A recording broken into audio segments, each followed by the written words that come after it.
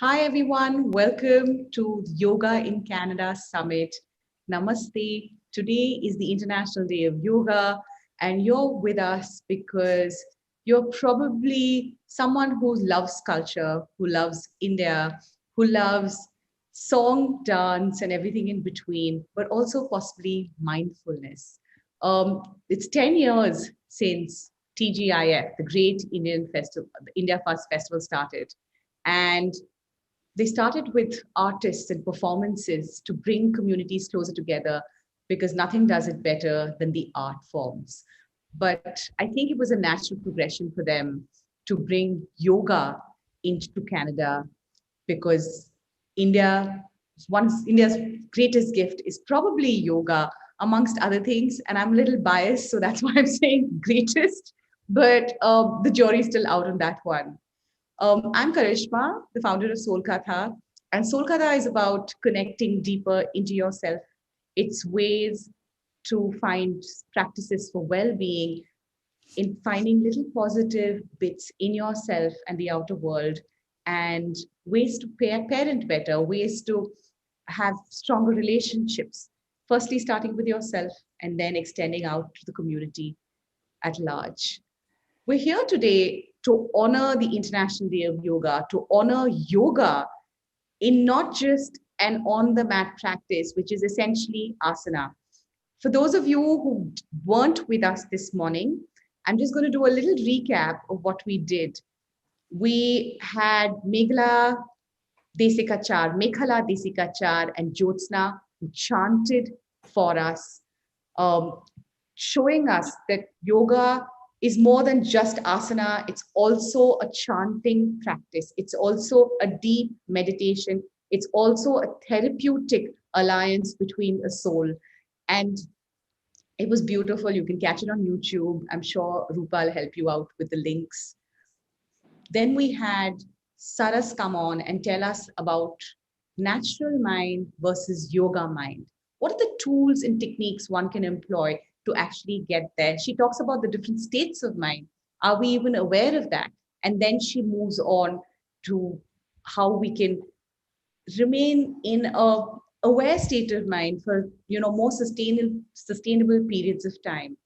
And then, of course, we had Raghu come on to talk about the Yoga Sutra, the ancient text, which is more than 2,000 years old, and how it is still relevant today, 2,000 years later in this modern life, because the human mind really hasn't changed. And psychology remains psychology, and it is the best text out there.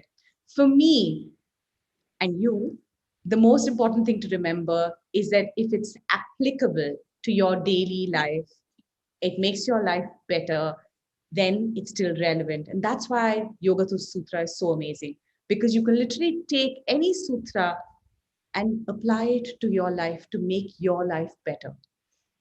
Today, this evening, and for those of you joining us from other parts of the world at night, at midnight, uh, we're going to be doing chair yoga first.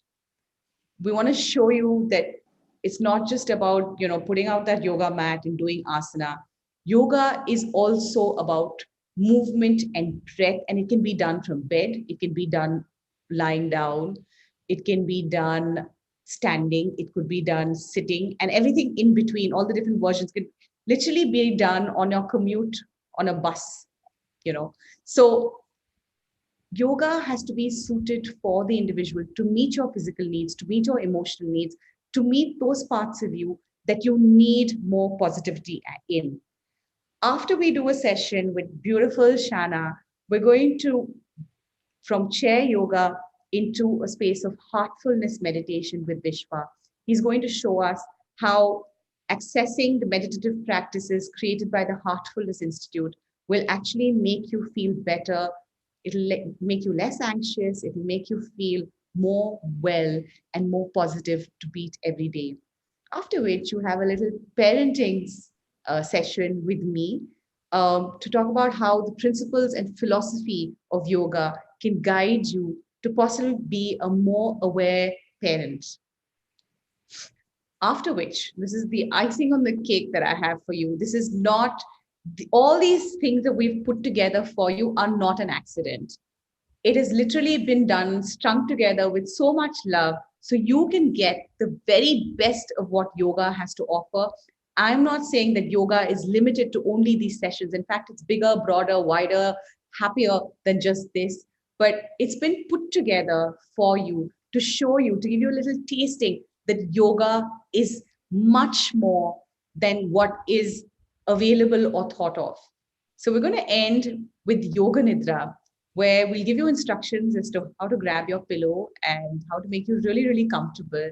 And this entire summit is going to end on a silent note, with you becoming closer to yourself and hopefully finding the yoga part of you. And that's a sensation I want you to carry with you in the days to come, in the months to come, where you come back for more. You come back to the Yoga in Canada Summit more. You come back to Soulkatha and all the speakers and panelists and everyone who does yoga in a more mindful way, in a space of service, where we reduce our dukkham, where we reduce our suffering and bring in more positivity, more happiness into our lives. I'm really, really honored to have His Excellency Ajay Bisaria, the High Commissioner of India to Canada here. He's also a patron of the Great India Festival. It's such a pleasure to have people who continue to support Indian culture, who continue to vibrate with the frequency of being mindful of what India really has to offer. And we welcome him now into the spotlight to light the lamp for us. Namaskar. So I start with lighting the lamp without any further ado.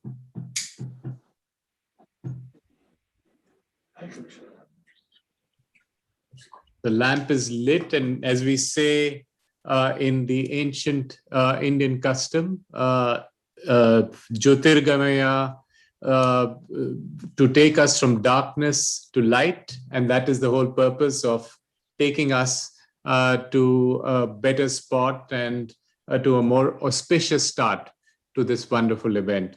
So here's the lamp, and here it is lit to spread the light.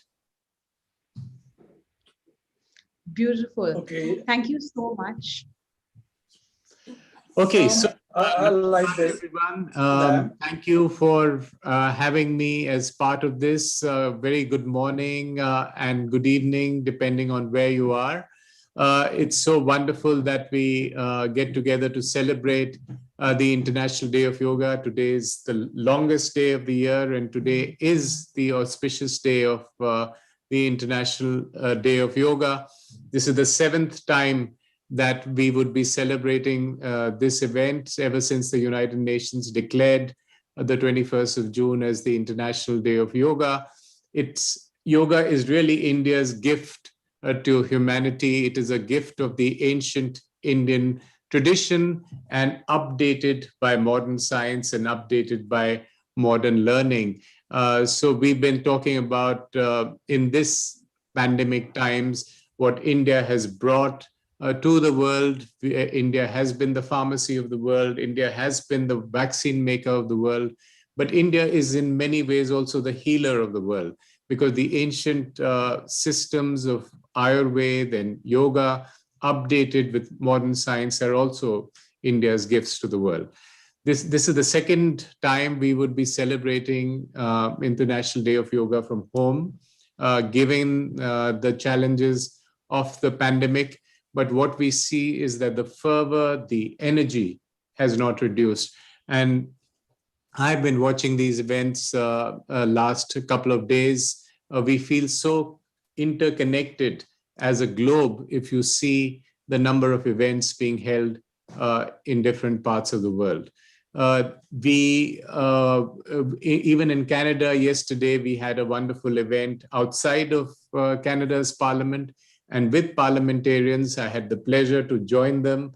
And we said that we need this special energy in parliament, where we have tough debates, both before the debates and to have more peaceful debates, and after them to relax from them. So yoga is the unity of the mind, body, soul. In pandemic times, even more relevant, because yoga is, after all, an inner journey. It's a journey within ourselves. And with yoga, we learn the techniques for making that inner journey to achieve those inner goals. And it's so wonderful that the Great India Festival is doing the Great Yoga Festival, the India-Canada Summit.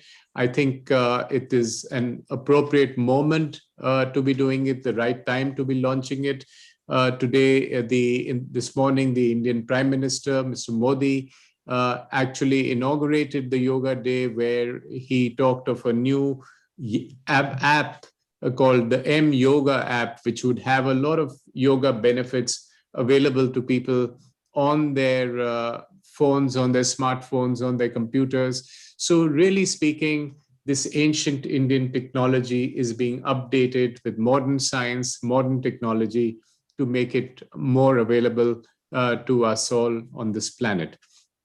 So I want to wish you all success for this event. Your agenda today seems just the right one. It seems just the powerful one to give us the kind of inner peace that we look for.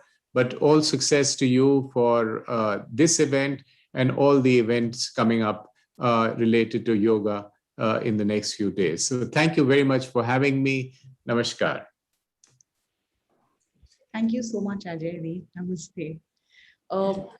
As we say, we're going to also welcome Dr. Shriniwas Kanhere to please light the lamp. Dr. Shriniwas Kanhere has been a huge proponent of the Yoga in Canada movement. He's been doing yoga for the last 30 years, and he's one of the founding fathers of this movement, so to speak. So we're very, very honored for him to be here with us and to light the lamp and move us again from darkness to light, as Mr. Bisaria just said.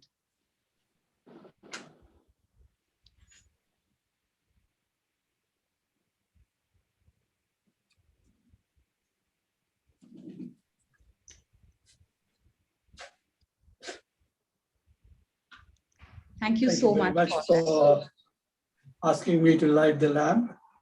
And as we say in the yoga, that it's for the development of all the aspects of life in each and every person. And it refers to all the bodies within us, starting with the Annamaya Sharira, which is the body created by food, Pranamaya Sharira, Anandamaya Sharira, and Manomaya Sharira. So it deals with all the aspects of the body, all the aspects of the mind, all the aspects of spiritual aspects of life. And that is what yoga is. Yoga is, its definition comes from the Sanskrit word yuja, to join. To join the self with the eternal self, jiva with Paramatma. So that is the very essence of yoga. And we do that in every aspect of life. Thank you. Really beautifully said, Mr. Kanhere. Thank you. I think that we are trying to do that today.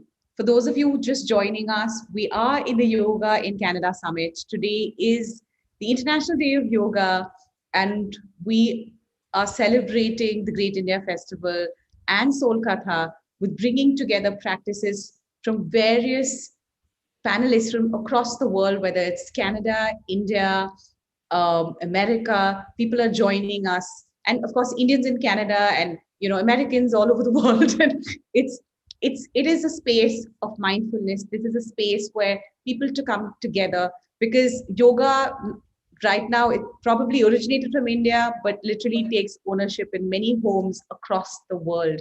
It's a universal language that sort of binds us all. And I think we have sort of have to bow out humbly and say that it doesn't belong to us anymore in that sense that it belongs to anyone else, because it goes across, religion, race, color.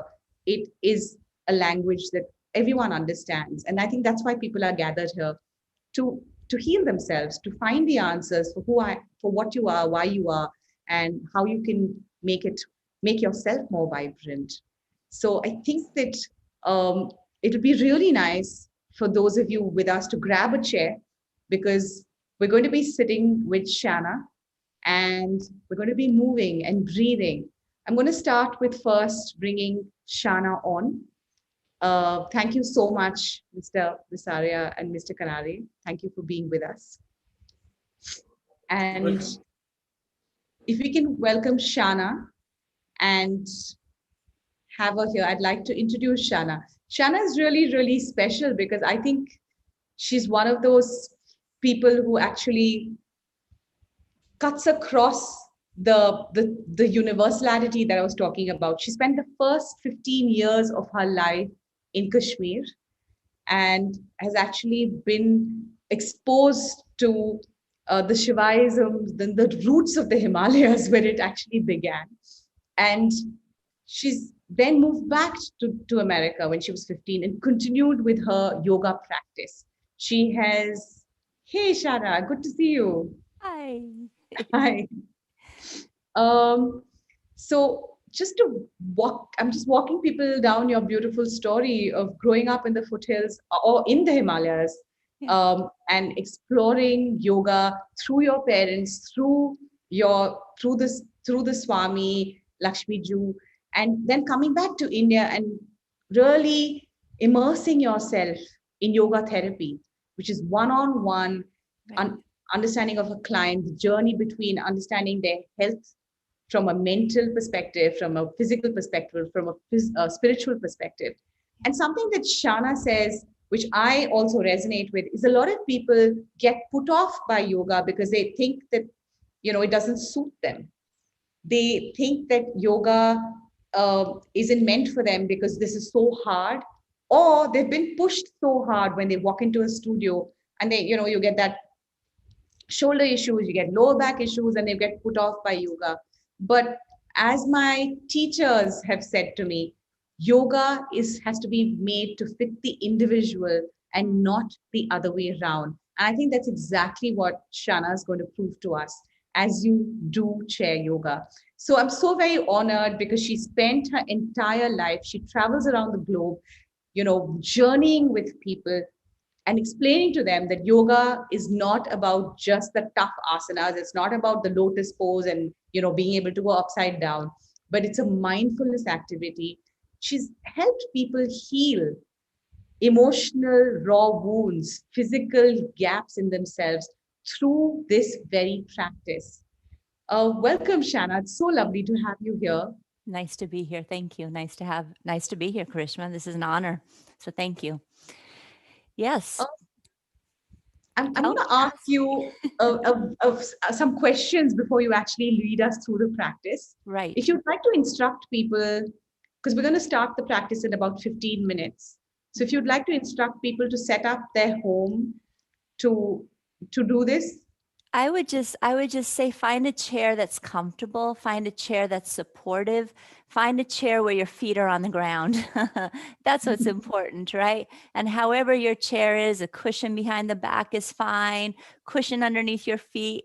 Like, all that matters, as Karishma was saying, is where you feel supported and comfortable. It's not about how it looks, it's more about how it feels. And something of what Karishma said that just really stood out for me is that as a child, when I was raised in Kashmir, out near Nishat and Shalimar Bagh, where all my friends were Kashmiri, we spoke Hindi and Urdu and Kashmiri, is I remember my whole childhood until I came to America, I never knew that yoga was asana. because I was raised with my parents being meditation teachers. And so I always thought that yoga was connecting to your true self, connecting to your true nature and meditating.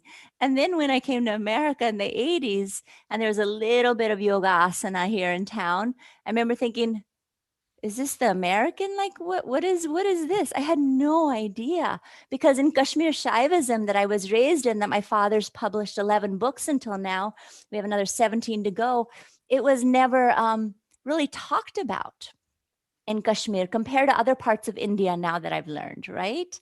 And so, yeah, so I wanted to add that piece of what you had mentioned, because I find that so interesting. And now for so many people here in the West, it's just asana. And they're missing out on the power of breath and the power of just being still for a while. So please continue, Karishma. I just wanted to throw that in.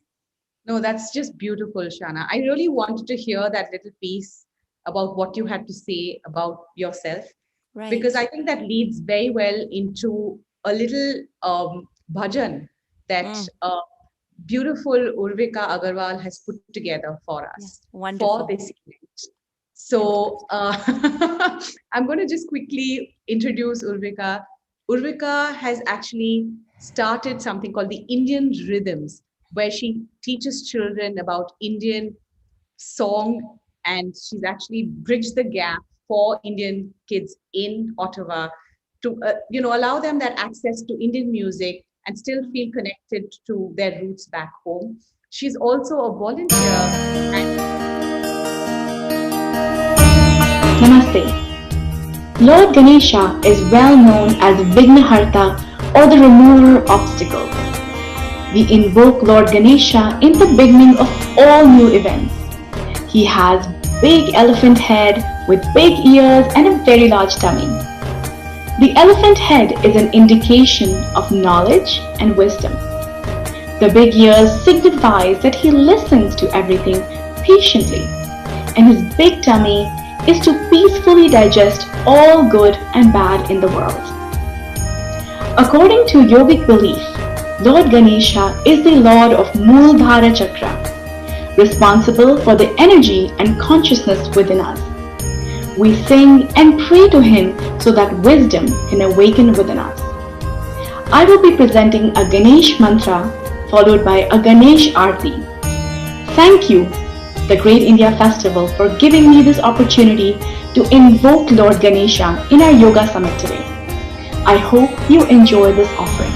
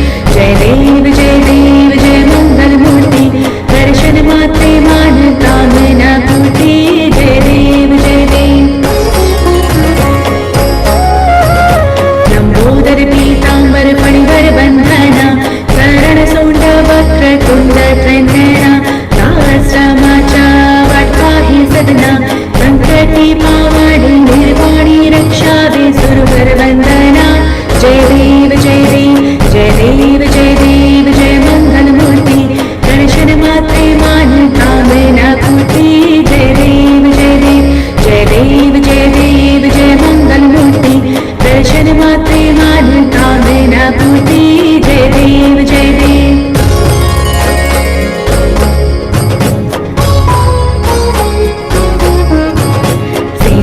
लाल चढ़ायो अच्छा गजमुख को गोंदिर लाल विराजे सुत गौरी हर को हाथ लिए गुण लड्डू साई सुरवर को महिमा कही न जाए लागत भूपत को जय देव जय देव जय जय जी गणराज विद्या सुखदाता धन्य तुम्हारो दर्शन मेरा मन रमता जय देव जय देव जय जय जी गणराज विद्या सुखदाता धन्य तुम्हारो दर्शन मेरा मन रमता जय देव जय देव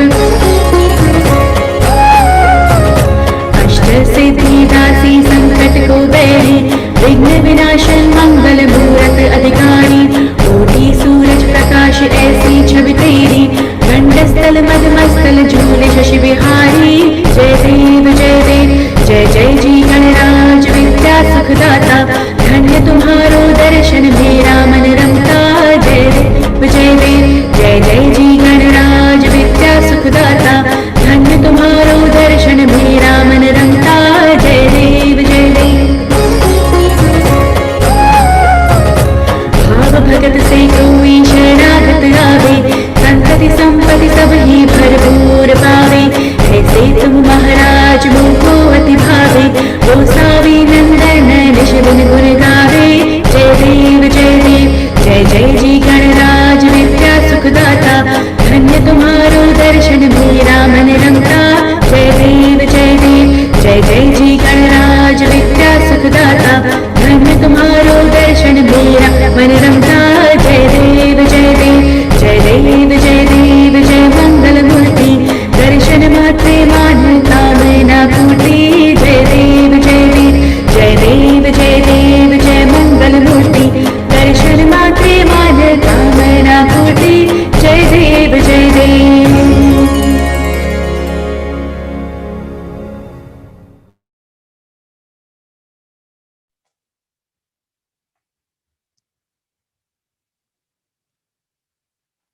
I can't hear you. Hi. There you are. Thank you so much for that, Aruvita. It was actually Aruvita's first performance, her first debut performance. We're so grateful that she's doing it for the Yoga International Day and TGIF. She's actually a volunteer with the local Ottawa hospital, and she helps with mental health issues. She helps with well-being. And I think that, this service oriented, the sadhana practice that she does for people in her community, the different volunteering initiatives that she does shows through in her voice, in her vibration. So it's the perfect way to sort of come back into your session, Shanna, because I think everyone's senses have been awakened. No, it's just wonderful. Even since a child, I've had this Ganesh around my neck. And Ganesh was my favorite because as a child, he's so relatable, right? In so many different ways. And you read all the Amar Chitra Katha comics, and then you're just taken away with everything. So thank you, Aruvita. Yeah. So would you like us to do a practice? Do you have any? Let me do a little bit of background about chair yoga, if I may. Is that okay? Please. Okay. So I just wanted to mention for those of you who are going to be joining with this practice is that what I've learned being a yoga therapist and sharing yoga at the college level as a professor. So I work with young people in their early 20s and working with a back doctor who sends me patients with lower back pain and neck pain and all these different things. And then I also work at the senior center here in Culver City, where I work with people 60, 70, 80, 100. I have one of our students is 102. And so I'm working with such a wide array of types of people or abilities, right? And what I've learned again and again and again is that, as Karishma had said earlier, that the practice of yoga is so individual. And so for me to say, you have these 26 poses and you need to be doing these 26 poses and one of them is a headstand, I'm going to hurt somebody. And so I come into this practice sharing these ancient teachings so that a person can use these teachings to heal themselves. I have nothing to do with that. I'm just sharing, as my mom always used to tell me, Shanna, it's not you. It's the teachings and the ancient teachings of the great masters that are passing through and that you're sharing, the little bit that you know. And so with that in mind, as a yoga therapist, I share these teachings. And what I've learned is from my college students, they get hurt, right? They get injured. I work with a lot of our athletes at our university. They get injured, and so they can't do a regular asana practice. So they'll do the group practice with my group wearing, in a chair. So they'll still be able to stretch their upper body. They'll still be able to stretch their legs, and they'll still be able to do some movement in their back, because the more we don't move physically, the more our body becomes rigid. And the same thing with the mind. The more we allow ourselves not to use it more, but to be still more, the mind becomes clear. So that's my one set of students that I work with. And then the second is with that the doctor sends me his patients that have many different types of back issues. For most of them, they can't do a regular asana practice. There's no way. So I do a lot of chair. And then we record it, and then they take it home and they do the practice. And then the final part, which is my most favorite class, or it used to be before COVID started, is working at the senior center and working with my seniors, where we have between 15 to 40 students that join from the ages of 60, as I said, above 90. And we all used to come together, and all we would do is just, we would start off with a little breath. We'd go into different types of movement, which I'm going to do here. I'm going to share a bit of it. And then we would sit and we'd do a pranayama. For those of you who speak English only, we do some sort of breathing practice, right? And then we do just a little 5-minute meditation. This is like midpoint. And then we go into some more like seated asanas. Sometimes we'd stand, not always. A lot of times we wouldn't even do any standing practices, all seated, especially because some of my students would be in wheelchairs. And then the last part was we do another pranayama, some sort of breathing practice, let me repeat, and then a nice long relaxation. And then they'd go feeling lighter of body, but not of just body. The main thing I would say is of heart and of mind. And that's what they would take with them, right? And so, it's for everyone. It's for everyone. It just depends on what you're needing. Like sometimes if I'm sitting on this Zoom thing for too long, I'll just do some little movements, right, in my chair, but I'm going to be able to show you my full body in the other camera when we go to do the practice. So Karishma, any questions before we do a practice together?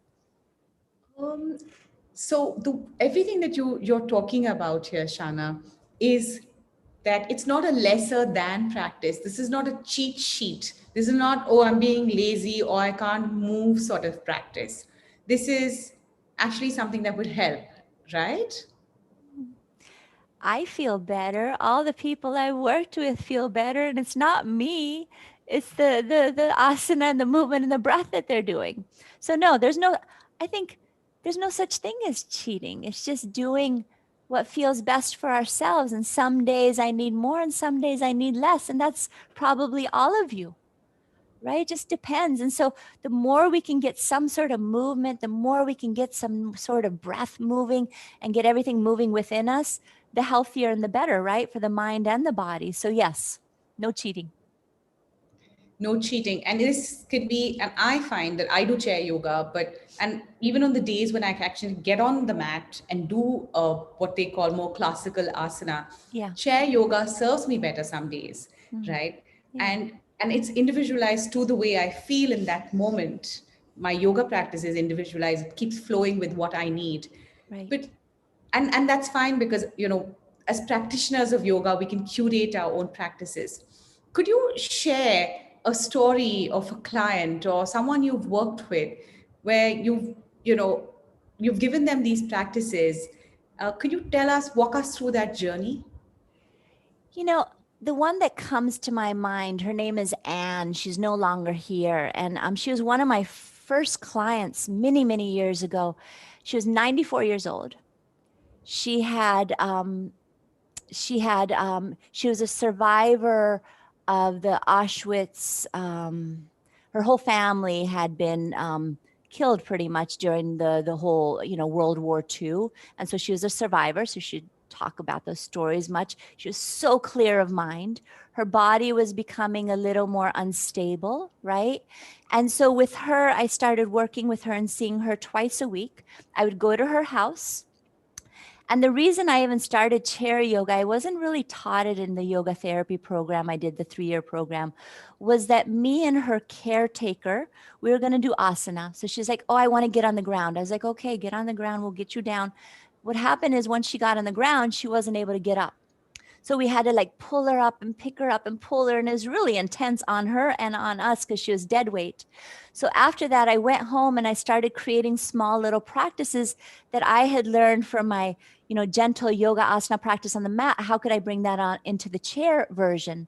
And so we started doing it together. And what was beautiful about her is she was so open to anything. So we just started as a joyful practice. So we started bringing in different movements, and I'll go over the basic ones when we do a practice. And we started doing the pranayama, and her caretaker would do these breathing practices with her every day.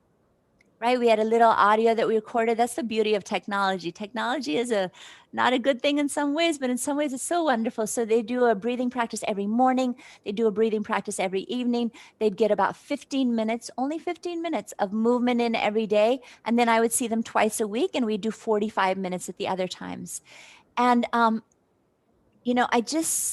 even her caretaker mentioned that she was just she felt stronger. She sat up taller. She became a little bit even clearer of mind than she already was.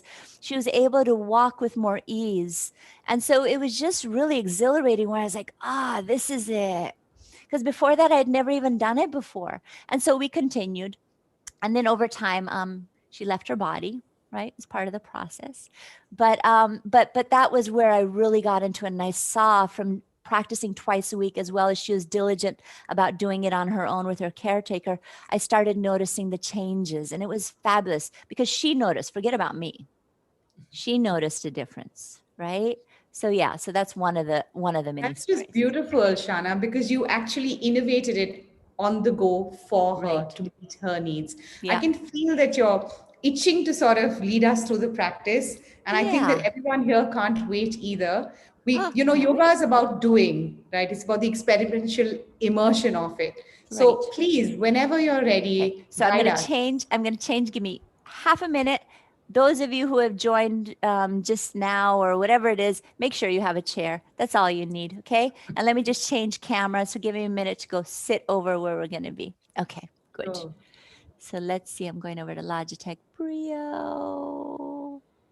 Okay. There it is. But I don't want that background. Hold on. Just give me a moment. And we're going to be right there. So none. All righty. So let me put in the big one. Get so used to doing the Zoom things, right?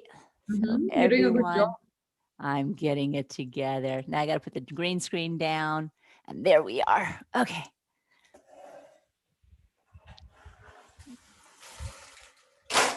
Fantastic. All righty. So, yeah, there we are. Good. Can you see me? Yes. Can you hear me? Yes. Okay. So everyone, welcome to this practice. We're going to practice together for about 18 minutes. That's what we have. So what I would like you to do is I would like you to find a chair where your feet are either flat on the ground, and if they're hanging, put something underneath because you need that support for your back. Bring your hands on your thighs, spread your fingers, raise all 10 of your toes and spread the toes, and start to find that length in your spine. Let the shoulders spread and come down. And then let the toes soften, let the fingers soften. And I just want you to settle in. Just settling in. Feeling that connection of the earth's surface, the connection, the tactile sensation of the hands and your thighs. Maybe even a touch of the air on your skin. And I want you to start to just observe and notice how you were feeling at this moment physically. Scan through your body, check in. And I want you to keep in mind with any of these basic movements that we're going to be doing, if something doesn't feel good, don't do it. Okay. And now I want you to check in with your mind. How's your mind today? As in, what are the thoughts that are repeating today as you came to join this wonderful program on Zoom? Like, where was your state of mind? Open, a little closed, a little foggy, fresh, certain thoughts that are repetitive according to whatever's going on in your life. Just observe, becoming your own observer. And then go a little bit deeper and start to notice your breath.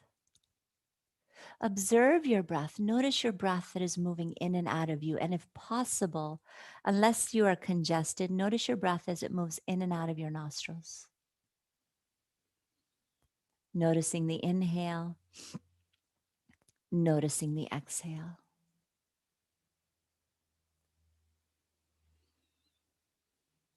Just observe this breath, because where you bring attention to, there the healing happens. So as you begin to observe your breath, you also can then start to lengthen it.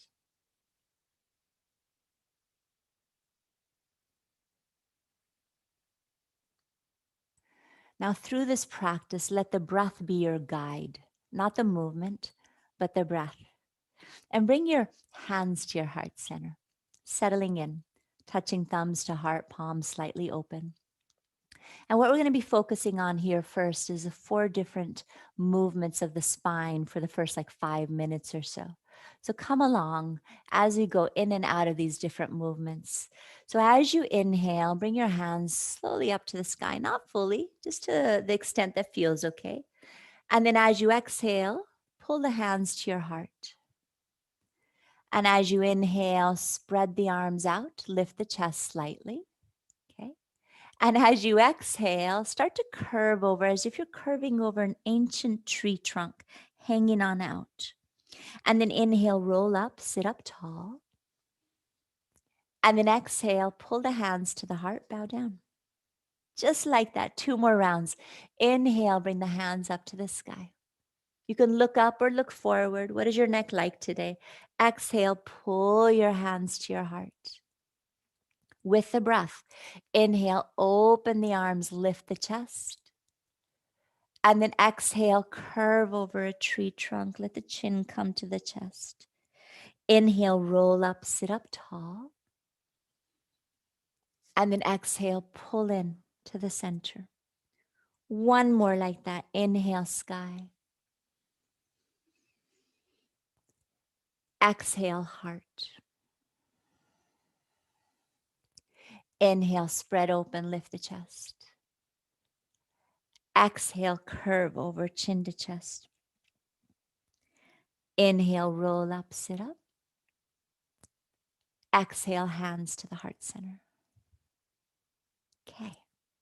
So we got the arching of the spine and the curving of the spine. Now let's do the lateral bending.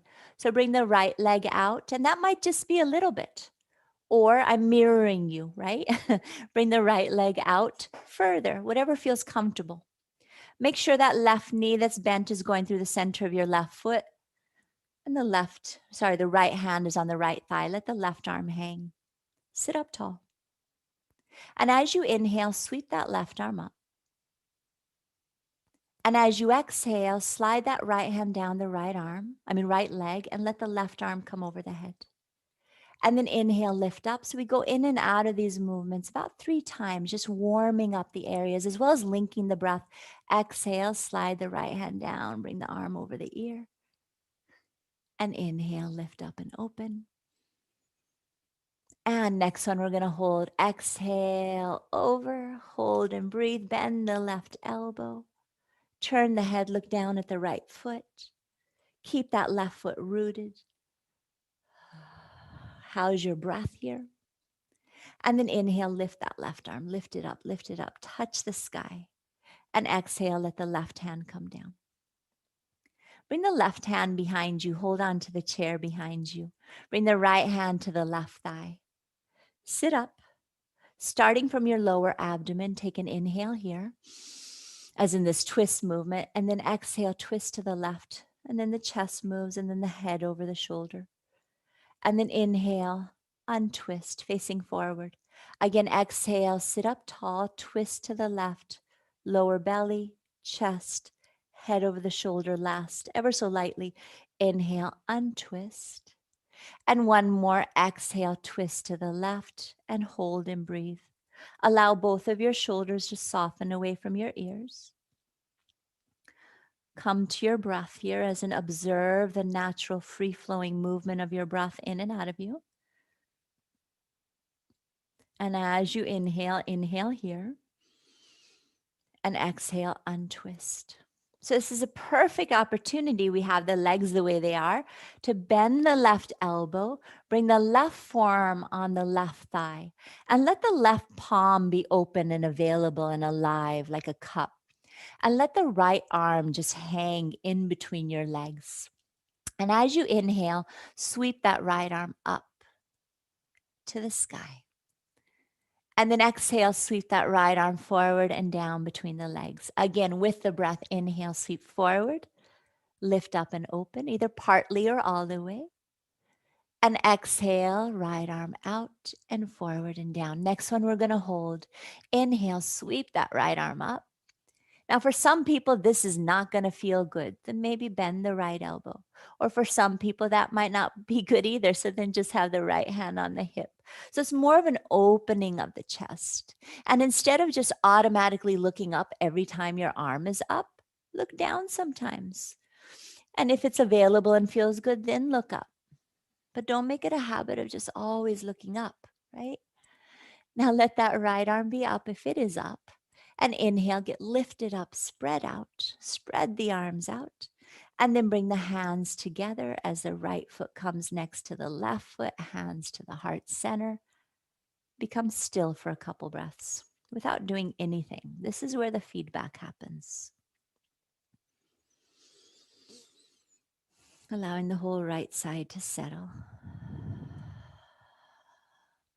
Let the arms come down. And let's go to the other side. So let the left leg come out to the side. That might be a little or a lot again. Let the left hand come to the left thigh. Sit up. And as you inhale, sweep your right arm out and up. And as you exhale, slide the left hand down the thigh as the right arm comes over the ear. Bend the right elbow. Inhale, lift up. And exhale, slide down and come over. Again, with the breath guiding you, inhale, lift up and open. And exhale, slide down, arm over the ear, turn your head, look down. Allow that right sit bone to press into the seat of your chair. And then you can choose to look forward if you like. You can choose to open the arm. You can choose to bring the hand to the hip, right? Modifying is not a weakness. To me, modifying and doing what your body needs today is a strength, because then you're listening to the voice within you. As you inhale, get lifted up. And as you exhale, bring the right hand behind you. Hold on to the back of the chair. Bring the left hand to the right thigh. Sit up tall. Inhale, lengthen the spine. Exhale, twist to the right. Inhale, untwist. And exhale, twist to the right. One more inhale, untwist. And again, exhale, sitting up tall, twist bit by bit, and then hold. And now notice the difference between the two sides. Well, one side usually feels a little easier, a little smoother. It all depends on where we've been injured, where we're tight, what side of our body we sleep on, how we lean when we sit in our car. Causes all these imbalances physically. So just balancing it out through this practice. Inhale, untwist. And now bend that right elbow. Let the right forearm come down on the right thigh. Let the left arm hang between your legs. Okay. And as you inhale, sweep that left arm up. And exhale, left arm forward and down. Again, with the breath, inhale, sweep up and open. You can even follow the hand and arm as it goes up and down. Exhale down. Next one, let's hold. Inhale, lift up. Hold and breathe. Keep the arms stretched up, or as I mentioned earlier, bend the left elbow, hand on the head, or left hand on the hip. What feels best? That's always the big clue. What's feeling good today? One more breath here. And as you inhale, lift up, spread out. And as you exhale, bring the arms down. Let the left foot come next to the right foot. Stay here first for a couple of breaths. And let's just do one more piece that has to do with legs, because we haven't done much of legs. We did a little bit of opening the legs. Let's do just one piece with legs. That's a nice little vinyasa, a little nice, well thought out steps. So let the arms hang. And I'll go slow. Inhale, sweep your arms forward and up. And exhale, bring your right knee into your chest, hands underneath your right thigh. And then inhale, open the right knee out to the side, left arm out to the other side. And then exhale, pull it all in, hands underneath your right thigh. Inhale, straighten your right leg, press the heel forward, toes to the face. And exhale, bend the right knee, arms down. Just like that on the left side. Inhale, sweep forward and up. This brings in hip opening, hamstrings. Exhale, left knee into the chest. Inhale, left knee out to the side, right arm to the other side. Exhale, pull in, hands underneath the thigh. Inhale, straighten the left leg, press the heel forward. And exhale, foot down, arms down. So let's just do that one more on each side. Inhale, sweep forward and up. Exhale, pull the right knee in. Inhale, open the right knee, left arm out. Exhale, pull into midline, hands under the right thigh. Inhale, straighten, open the toes, press the heel forward. Exhale, right foot forward and down, arms down. Inhale, sweep forward and up. Exhale, left knee in. Inhale, left knee out to the side, right arm to the other. Exhale, pull into center. Inhale, straighten, press forward, heel forward, toes open. Exhale, left knee down or left foot down, hands on the thighs. Now with me, take a full inhale through the nose. And out of the mouth, exhale, let it go. Good. We have a few minutes left here, and of my understanding that yes, the movement's so important, and yes, the breath part of that's so important. But if you don't bring in, as Karishma said, a little dessert, which is some breath work, then what is it? It's just exercise, huh? So let's end here. One of my favorite, I take yoga teachers and yoga therapists to Pondicherry, or I used to before COVID, from our university, to one of the main state-run hospitals where they have a yoga therapy ward there. And what they use for people with any type of anxiety and stresses and worries and depression, again and again, is the humming bee, right? The Brahmari. So we're going to do that together. I know sometimes it's done with the eyes covered, ears covered, and all of that, but today let's just do a basic one. So hands on the thighs. And how this works for any of you that are new to this is you'll be inhaling fully and you'll be exhaling as long as you can with the sound of M. So it's so like a humming bee, huh? But you're only one. When you're in a classroom of a bunch of people humming bees, then it's like a beehive. It's just wonderful. And so sit up tall, hands on the thighs. We'll do this just for about a minute or minute and a half. Take a full inhale here. And begin exhaling.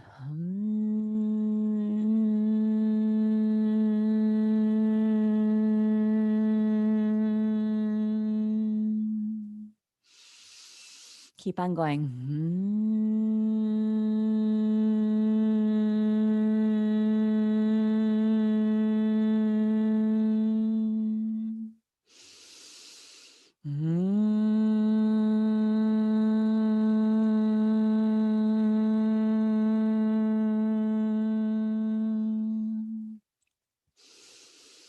Two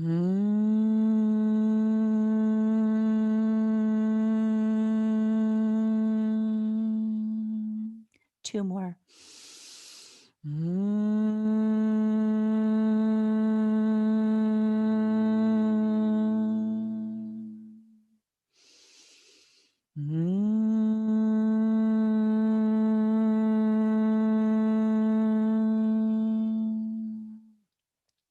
Now let your breath be free. Let it move in and out of you naturally without any work. Just sit here and observe your natural free-flowing movement of your breath. Noticing the inhale, noticing the exhale.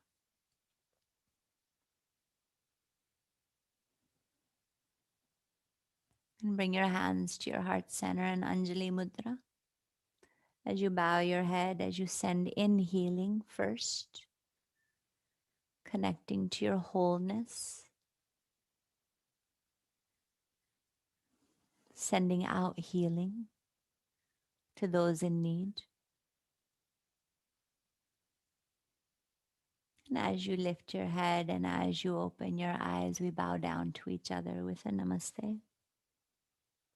So to each of you, thank you. Good. So perfect timing, right, Karishma? Karishma, it's 3:00. Yay, I did it.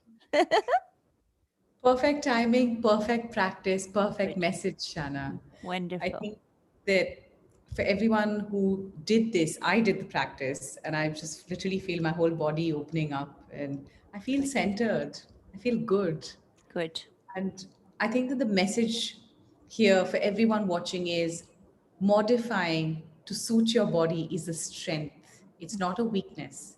Doing chair yoga is for the fit and healthy. But more than that, yoga, we always say ahimsa, non violence to the self, always comes before anything else. Yep. And I think that's exactly what Shanna showed you just now. I love the narrative. I love the way you use the body to, to hold us like a cup and a tree. And there were so many beautiful little ways that you held us through those movements, Shanna. It's just stunningly beautiful. I'm so very grateful for you to take the time. Thank you. This is wonderful. So thank you so much. And I'll be joining as the day progresses. I have something right now, but I'll be back. And thank you. This is lovely. An Thank you honor. so So thank you, Karishma. Thank you. Thanks.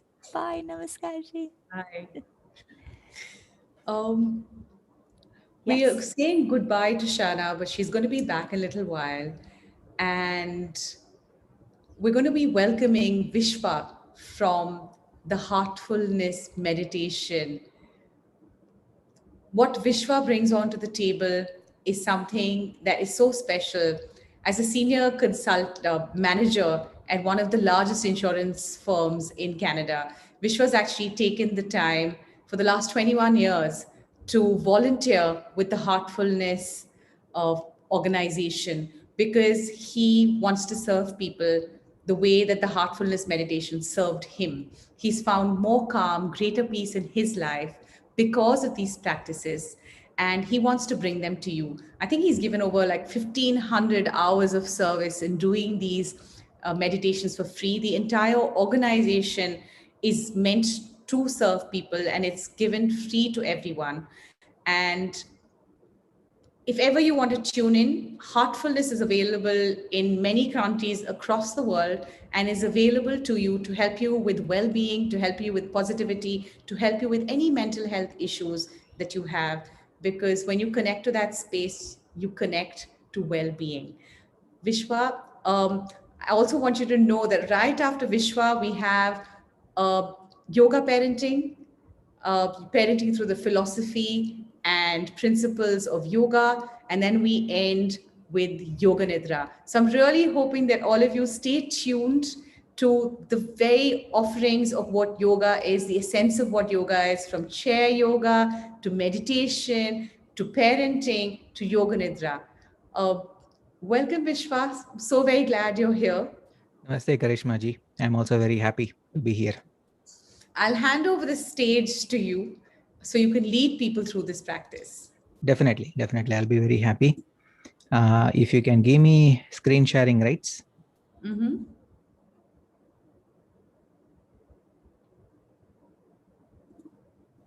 Okay, cool. Can you just confirm that you're able to see my screen, Karishma ji? Yes, I can see a beautiful heart. Okay, wonderful, wonderful. All right, so we will begin. Just trying to set these things up. Okay, so a very warm welcome to everyone, especially for all those who have joined this evening time. I'm very happy to be with you all, especially in this forum, because this is not the first time that I'm here. Because of the continued partnership that we have with the Great India Festival, Ottawa, I am particularly very happy that we are able to build on what we did last time. So I'm very happy on that one. I'm also very happy that this is being done on the occasion of the International Day of Yoga. You see, I will tell you something very interesting. We all know that yoga is very ancient.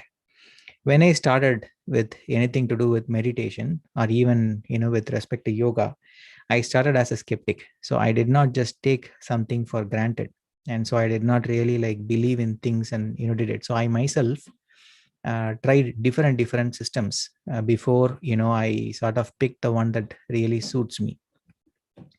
So when I did my own research on yoga as to what yoga really means, because you see, the first thing that I was actually challenged by was I came across all these different terminologies like heart yoga, dhyana yoga, linga yoga, hatha yoga, kriya yoga, different types of yogas. So I wasn't sure which one is the yoga that I should really be looking out for, and this was even before I took up to heartfulness. So I tried different forms of meditation, and I was actually exploring this particular idea. I'll tell you something that I've found which deeply touched me. This is in Bhagavad Gita. This is in chapter 4, which is something to do with where Lord Shri Krishna talks about the transcendental states. In that, he goes on to explain that he has come, or he has taken this particular form or the birth to propound this theory of the science of yoga. And he says that he taught that particular science of yoga to the sun god, and which is also called as the sun god is also called as Vivaswan. And then the sun god himself then taught to Manu, and Manu is the one who is supposed to be the creator of this entire humankind, and that's the reason why we also are called as Manushya. And then Manu then went on to teach the science of yoga to Ikshvaku, and then further it came down. So Krishna says even before his time that this yoga was very much in the yoga in almost every single household. But because of the deterioration of the time that set in, where people's priorities changed and people's understanding of yoga and the need for it in the daily life changed, so slowly it lost its relevance. And so he says that he has come, and through his teachings, he wants to bring back that teachings of yoga into the human life. And this is something that we can find in Bhagavad Gita in chapter 4. Now, when I was actually doing this research, I was particularly touched because this idea of having yoga in our daily life is something we are even doing it now as an effort through different people who are trying different means to actually help people bring this into their daily life. When we talk about Bhagavad Gita, this is as old as 3000 BC. And now we are talking about 2021. So you can imagine how long this science has actually stayed through. Through this presentation, you will actually find that I will be bringing up references from different ancient literatures where there is a reference to heart or where there is a reference to yoga. And then you will see how ancient all these principles are. Now we'll move on to this presentation. So Karishma ji was very kind enough to give an introduction about me. So there is really nothing much to add than stressing on one thing. You see, when I come today to share anything, I am coming today with no commercial interest. That is something I wanted to make it very clear. I finished my office hours and I'm back with you all. with the intention of sharing whatever I have learned in my life, and particularly something that is very close to my heart, which is with respect to heartfulness and the understandings of how it touches with respect to the anatomical part of our own system. So that is something that I will be touching today to share with you all, some of which I'm sure you would have heard, some of which you would not have heard. So that will be the intent. So before I begin into the session, first of all, I would like to thank the Great Indian Festival of Ottawa and also Soulkatha for the partnership and this opportunity to be able to offer this particular program. Now, a very quick brief about heartfulness. You see, heartfulness is basically an offering that is offered in 140 countries by a non-profit, a global non-profit organization called as Heartfulness Institute. The parent organization of Heartfulness Institute was established in 1945 as a non-profit. So you can imagine that it is almost, it's already 75 years. And it is also very important to note that although it was formalized as an organization in 1945, even before that, there were for several years, this technique of heartfulness or meditation on the heart was perfected, researched and practiced for several years by several people. So easily this particular concept, from whatever we can recount or remember, is around 100 years old easily. So which is what we will be sharing with you today. Now, you see, whenever we talk about yoga, right? Yoga is basically a very holistic practice. And the inner science or the inner journey begins and culminates with meditation. Interesting thing is how does it begin with meditation and culminate with meditation? You see, in heartfulness specifically, what we will be finding, there will be a lot of emphasis on consciousness. Even today, there will be an experience that I will be offering. What we will all be able to observe is there is a shift in the consciousness that we will be able to observe whenever we meditate. And this is not just at the beginning. With heartfulness, whenever we meditate, every single day, there is a small shift that actually happens in the field of consciousness. This shift that I'm actually talking about happens both in the horizontal dimension and also in the vertical dimension. I will share about all those things as I move forward in this presentation. Now, you see, Patanjali's yoga, which is also called as Ashtanga yoga, which actually has 8 limbs, is also referred to as a way of life. Heartfulness basically offers a very pristine system, a very pure system of Brahma Vidya, which is basically a complete package of all the offerings, which revolutionizes the idea that we have towards consciousness, how it actually plays a part in our daily life and our well-being. So if I were to be putting it in a nutshell, the goal of heartfulness is basically threefold. We all have a very, very busy life. Most of us, whenever we hear about meditation, although we know that meditation is good for us, not many of us are able to really practice it and make it part of our life. Why? Most of us say that, life is very busy. We have a lot going on. We don't have time for it. And there is a lot of pulls and pressures that we actually face in our life. So much of stresses. Now, you see, in the yogic science, there is a lot of emphasis that is being given on a particular state called the Sthita Pragya. Sthita Pragya means inner poise or inner balance, which is life doesn't always go in a straight line. There are lots of ups and downs. However it may be, a yogi, one who is actually practicing the yogic concepts, will have to develop a inner state of refinement, which will thereby result in a state of inner balance. So anything that may happen in life will not shake that inner core. There is a lot of inner balance with which we will be able to face life. So that is the first goal of heartfulness.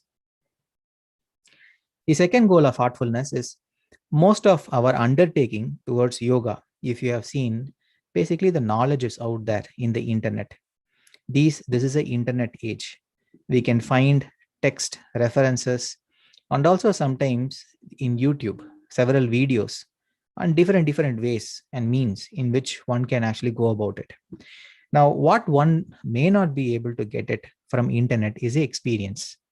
Now, the interesting thing about heartfulness in the yogic philosophy, whatever spiritual states that are being spoken about, whether it is yoga nidra or whether it is, the turiya or turiyatit, or like, the different states, all of those things in heartfulness, with the help of, a yogic energy, those can be imparted in a seeker and can be understood. So basically, in heartfulness, both the science or the knowledge is brought along with experience. So one can relate to it and understand. That is the second goal. The third goal, that with respect to heartfulness, is this ancient principle of this Brahma Vidya, which is basically offered in a set of way that suits the individuals who have a hyperactive, busy life today, is to be made available at free of cost to everybody in a form or shape that is easy for everyone to understand. So that is the third goal of heartfulness. Now, who is this session for? You see, I'm going to be clear about one thing. In this session, I'm not going to be talking about the basics of meditation. I'm going to assume that those who are in the session already know about the basic understanding of what meditation is, why do we have to do meditation, and even some basic exposure for about chakras and what it does in our system. That should be good enough for us to move forward into the session. What we will not cover in this session is like what is meditation, the benefits of meditation, and those kind of things, because those things we can actually find it out from internet when we are able to search. Now, let's move forward. With respect to heartfulness, how do we meditate? You see, I found this thing very interesting when I began as a skeptic in heartfulness. In my first session, the trainer told me the way how I have to meditate. He asked me to sit comfortably. He asked me to close my eyes, and then he asked me to turn or tune my attention into my heart. And then he asked me to have a very subtle idea that the source of the light is already present within my heart. The source of the light is already present within my heart. I was very surprised. Why, first of all, I have to be meditating on the heart, because all the other different types of meditation that I took up to, nothing was about heart. So I was a little curious in terms of why I am supposed to be taking up to the heart. Now, you see, I have to make a few things very clear in heartfulness. When we meditate on the heart, it is not the heart that we meditate on. It is not the light that we meditate on. It is the source of the light that we meditate on. That is the source itself and the access to that source, which is very much available within our hearts, that we try to meditate on. So basically, when we begin our meditation, we just begin with a supposition that, look, I am not just this body and mind. And basically, my heart is not just simply a pumping station, but there is something much beyond, of a greater dimension, a higher capacity that is reigning in my heart. If I were to live this life and finish my life without even experiencing or even feeling that presence even once, it will be a great loss. So in heartfulness, what we encourage everyone, whoever take up to this heartfulness, is have this idea. Start with an assumption that there is actually a source of delight, the ultimate source itself, present in your heart in the form of a divine light. And then begin and then see where it goes. One interesting thing in heartfulness is we will not be imagining or visualizing any light. We will not really play any music. It's actually a very silent meditation. I found it very disturbing at the beginning. And then I found that it actually became much more refined. And I started to have a lot of experiences which started to be very, very inviting for me until the next meditation comes. Now, one thing to keep in mind is the reason we take up to heart is several. I'm going to be touching on some of them today. First thing, with respect to our mind, it is very busy.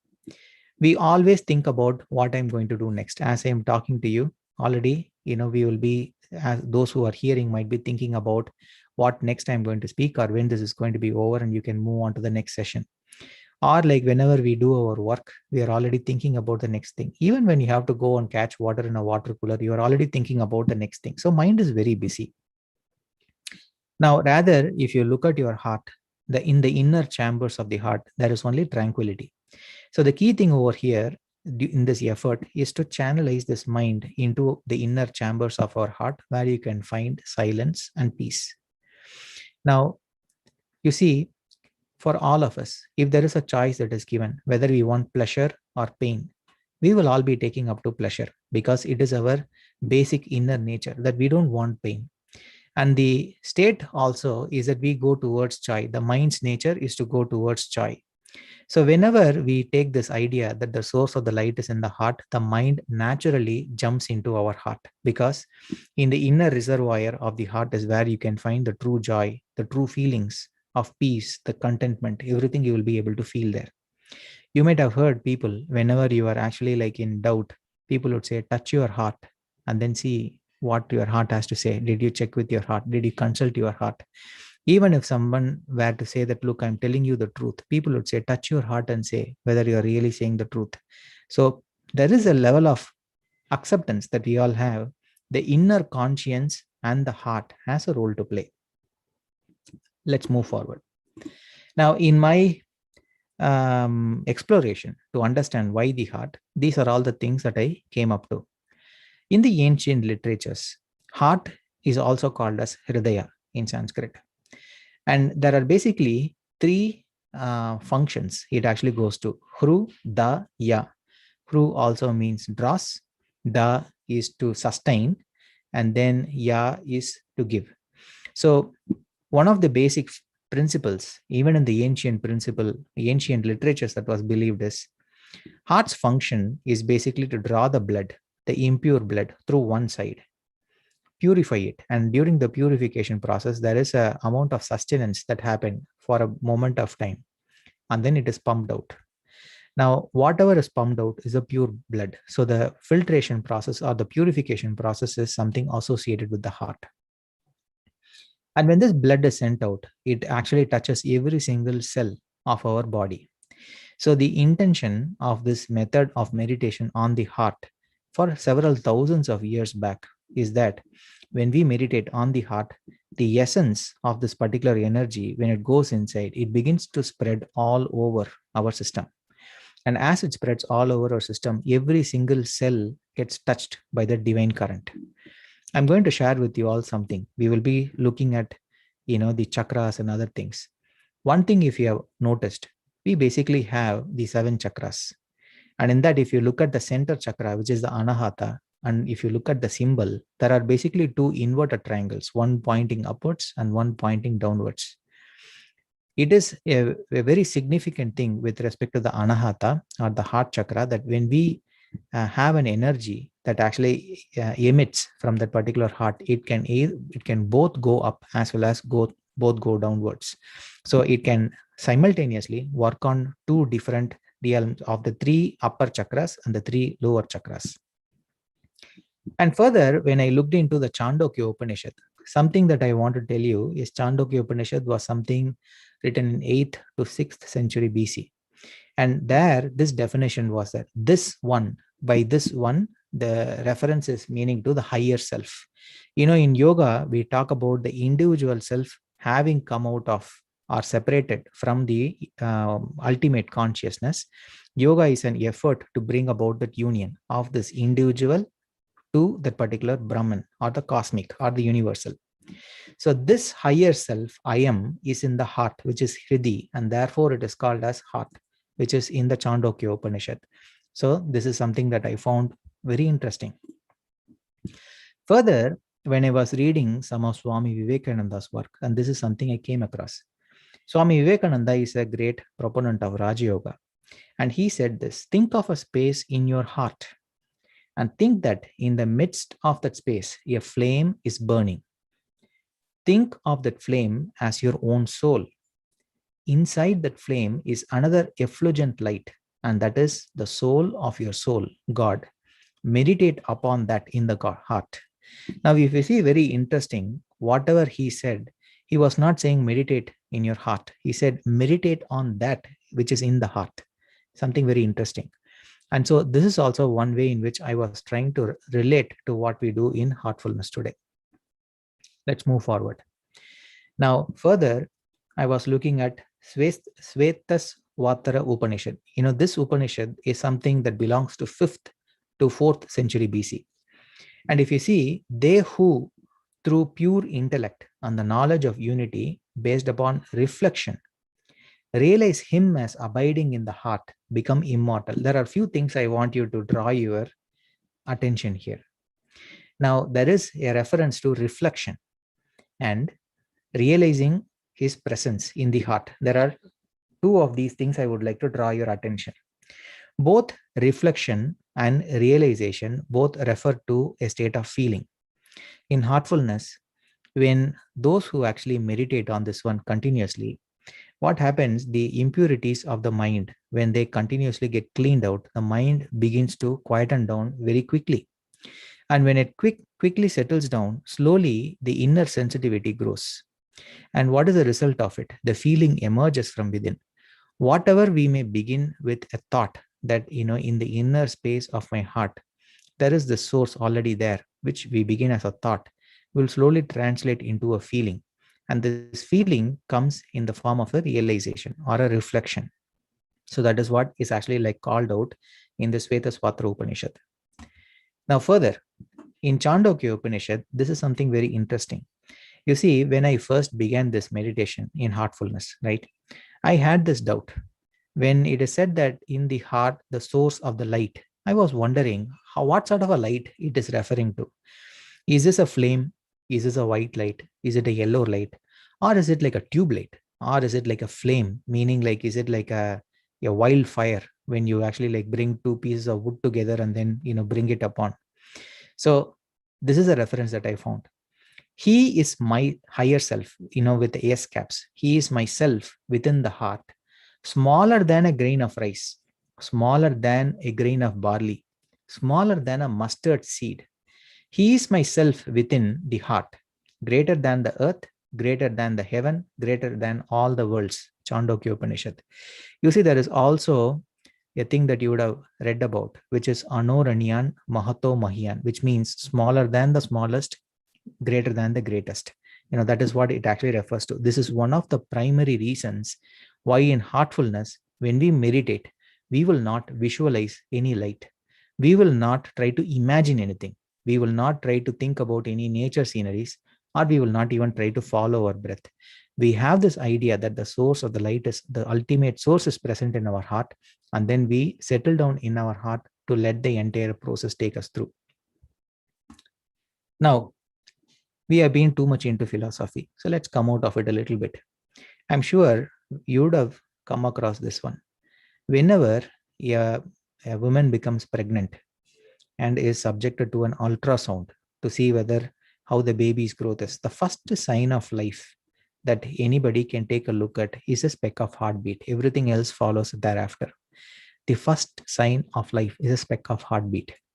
Now, the question that I generally ask everyone to think about is, think of, a mobile phone. Think of a mobile phone. Every time, every day, how much ever we use it, we have to charge it. We have to put it into a source and then we have to charge it.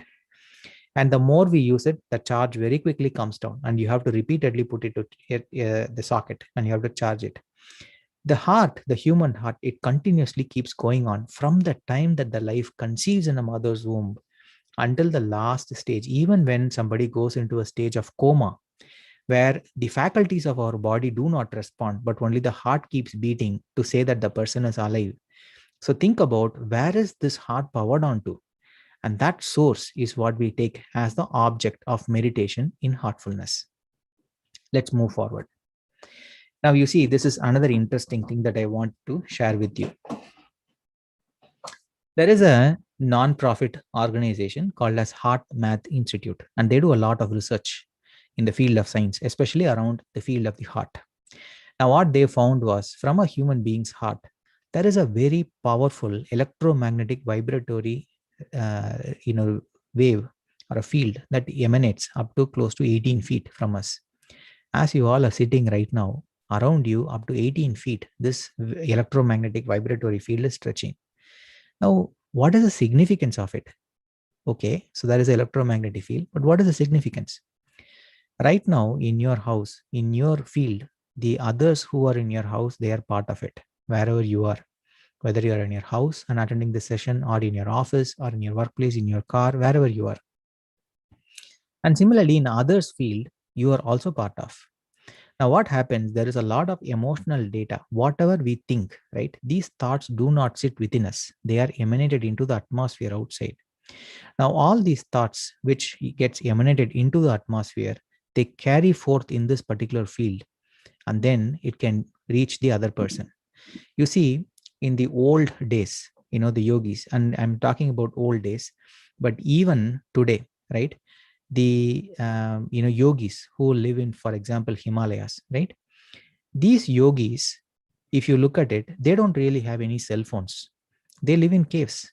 Now, when they have to talk to one another, what they generally do is they use their heart's field to project the information in this the emotional data and their thought patterns in this particular field, and point it to a particular person and direct it. And so it gets channelized into a particular person. And this we call it as a transmission of an idea or transmission of a thought.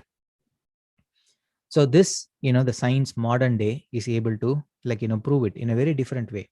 Now, I'm sure you would have actually experienced this. Have you come across a situation where you have been in the midst of some people and you felt a lot of unease in you? You didn't really belong into that particular area.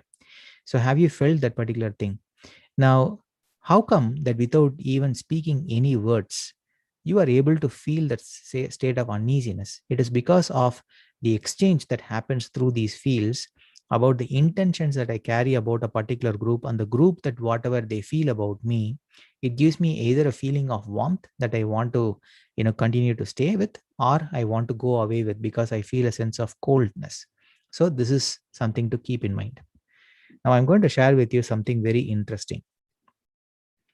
This happened in 2011, and this was part of a global coherence initiative project done by Heart Math Institute. Now, you see, high above the earth, right, there are basically two geostationary satellites which are operated by US. What they basically do is it goes about 24/7, 365 days, and it measures like what the Earth's magnetic field strength is, and it is 24/7 and 365 days. Now, one particular day, there was an enormous spike that was noticed, and this created a lot of confusion among the scientists and the physicists to know what is actually causing it. Heart Math Institute had an explanation for it. The day it happened was September the 11th, 2001. And this was when the terrorist incident that happened, and it was 15 minutes right after the first plane had crashed into the Twin Towers. Now, what happened when this news was beaming all over the world, and when people were all terrorized by looking at what is happening, now all that emotional data that we were projecting outwards, it possibly traveled several miles away. And when everyone's the emotional feelings came together, it created a tipping point, and that even had its effect on the Earth's magnetic currents. There is a lot more I can share about this one, but this is just to show the heart's potency in terms of transmitting things outside, and there is a continuous exchange of energy that goes on throughout the day, 24/7. Now, let's continue further on this one. Whenever we talk about brain, what do we all think about? We think about the brain, which is here, right? This is called as the cranial brain. But what Heart Math Institute found was that anytime when a particular experience happens and we are subjected to it, heart plays a very vital role. The amount of information that the heart sends to the cranial brain is 5 times more than what the brain sends to the entire body. The amount of information that the heart sends to the brain is 5 times more. And in further, what they found is about the neutrino cells and then 40 million neurons which are present within the heart. And so it is also called as a little brain, which is present within our heart. So imagine how active our heart is. This is science. Now I'm going to give you a sense of, the heartfulness with respect to the inner science of how heart plays its role in terms of how and we deal with a particular experience. We all know about the traditional 7 chakras that we have: the Mooladhara, the Swadhisthana, Manipuraka, Anahata, Vishuddhi, Agya, and Sahasrara. You see, these chakras, first of all, a basic idea, if we all have, that is good enough. The key thing to notice, all these chakras are concentration of divine power. Concentration of divine power. In the ancient yogic science, we always keep referring to these 7 chakras. And these 7 chakras are, form or a formation in the spinal column, which is in the backside of our body.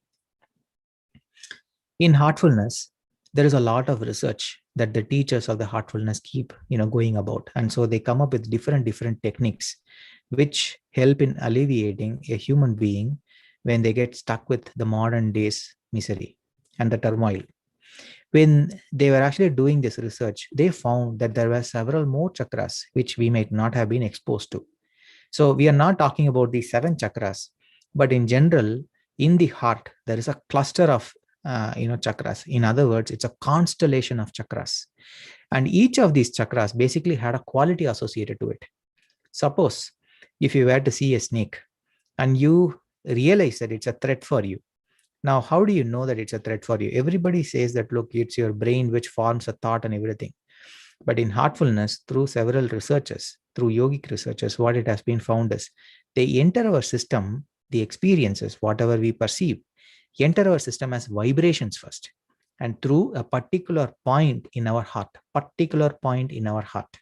And these vibrations begin to strengthen, begin to start a churn, and then they start to move through different points. And depending on the imbalance it creates in various points, a particular reaction comes out. So now, when we talk about hyperactivity with our mind, we need to now understand how these chakras over here create a particular field of action or create a particular reactionary pattern based on which our thought formations get based on. And so we react in a particular way. So in short, what in heartfulness, through researchers, it was found was, it's not the 7 chakras alone, the major chakras which were on the spinal column, but there were 13 more major chakras that were actually found, which were in the front side of the body, starting with the constellation in our heart and then moving all the way up through the face and then through the back of our head. There are a lot more interesting things I can share with you. These chakras, whatever you see on the screen, they are connected with several energy valves on the side of the body. And whenever there is a blockage or a clog, it creates a sickness in our system. So you can imagine how all these things are very intricately connected. And another interesting thing I will share with you. We would have all heard about koshas or sheaths, but most of us might not know how it plays an active role in a particular person's day. When I talk about kosha or a sheath, I'm sure you would have heard about all these things, that there is a Annamaya kosha, which is a food sheath. Then there is a Pranamaya kosha, which is the energy sheath. Then you have Manomaya kosha, which is a mind sheath. Then you have Vijnanamaya kosha, which is a knowledge sheath. And finally, the Anandamaya kosha, which is the bliss sheath. Although there are 5 categories, there are infinite dimensions within each of those koshas. And one interesting thing what was actually expounded in the heartfulness research is all these chakras have a connection, intricate connection to the koshas. A trainer, when somebody who wants to take up to heartfulness and goes and sits with a particular trainer, the trainer can actually work on these chakras, clear the blockages, and thereby create a sense of lightness in the koshas. So the person's misery with respect to hyperactivity in the mind can all be instantly relieved or resolved. Let's move forward. Now, with respect to the science of heartfulness, there is an energy that comes into play. This energy is called as pranahuti, or the yogic energy. By prana, it is called as life essence or life energy. Ahuti is something that is offered from the source, which is, it is not in this material realm, but it is drawn something from a higher dimension. A trainer who is capable of connecting to a higher dimension can draw the source, can draw this energy directly from the source and transmit it into the seeker's heart. When it goes inside the seeker's heart, it begins to clean all the vibrational imprints which have gone through several chakras, which are the formations or the base for all the hardwired synaptic connections over here. Suppose if we were stabbed in the back by a particular person, we never thought that this person was capable of, but the person did, and we felt very humiliated by it. The impressions remain here, the synaptic connections remain here, and next time whenever we see that person, our mind will quickly tell us this person is capable of repeating that same experience to us. And so our reaction to that particular person will be little icy, it will be little cold. We will not be open because we know that the probability is there. Now, when these blockages are removed from our heart, which are nothing but the emotional baggages, it creates a sense of lightness in the system. And thereby a childlike innocence begins to dawn.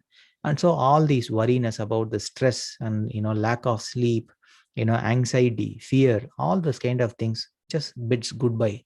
And it bids goodbye, not like after 1 year or 2 years. Within weeks time, one can experience how the heartfulness meditation can bring about a change of state. Now, I'm going to share with you all something very interesting. I'm sure that, everyone would have experienced this one, that due to the hyperactivity in our life, we would have all felt that, look, I'm very stressed. Or some people would feel, no, I'm not stressed, I'm anxious. The exam result is going to come. I don't know how it is going to be. I'm looking for a job. I don't know whether I will have it or not.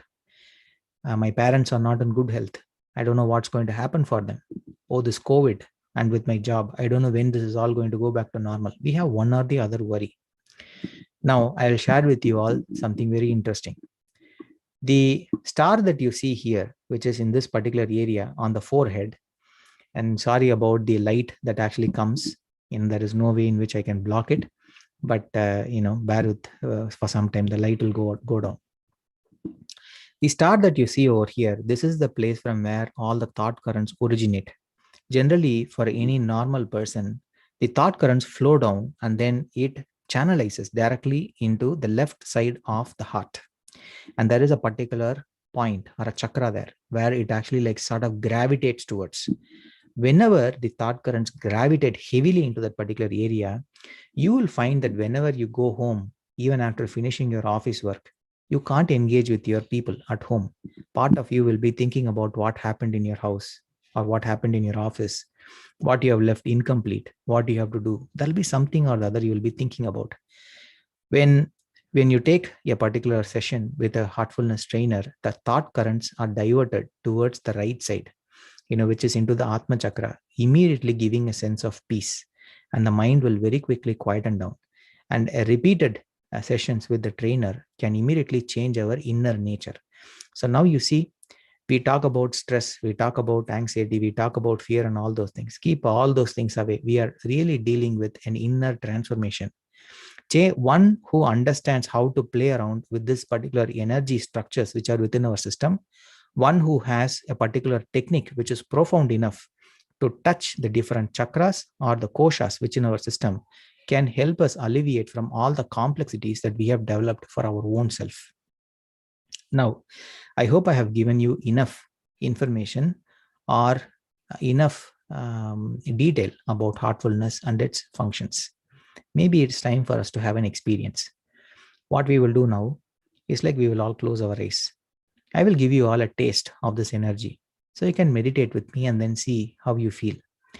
Now, if you're interested even after, I'd be more than happy to share the contacts. You can connect with us and I will take you through this journey. The way how a trainer and several trainers have helped me take through this particular journey and refine myself through all these things. There are several trainers like me, and we would be very happy to connect with those who are interested to offer a peek into all these inner science and also give you an experience of all these states so you can see it for yourself. All right, so much said. Now let's go for an experience. I will tell you what I'm going to do now. This is going to be a silent meditation. We will all close our eyes. First, I will be giving you all a heartfulness relaxation. I will be taking every single part of your body, right from your toes all the way up to the crown of your head. And then I will relax every part of your body with the help of a healing energy drawn from Mother Earth. When this entire part of the body is fully relaxed, I will be bringing you down to your heart. And when I bring you down to your heart, I will leave you with a subtle suggestion that the source of the light is already present within. Have a very open mind. Have a very open heart. Very importantly, try to keep your ego aside, the intellectual curiosity aside, and try to be open for what can potentially unfold and see it for yourself. When the session is over, if you have any questions, I'd be more than happy to take up. Okay, so let's begin. It's 6:42 p.m. right now. Let's close our eyes. Gently close your eyes. Gently breathe in and let go.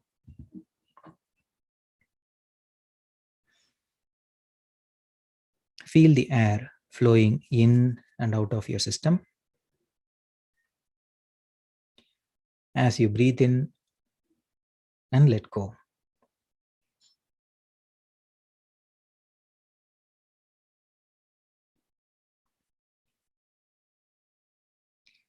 Now gently tune your attention to your toes. Feel the healing energy from Mother Earth entering your toes. Let go of any stress or strain in your toes. Relax.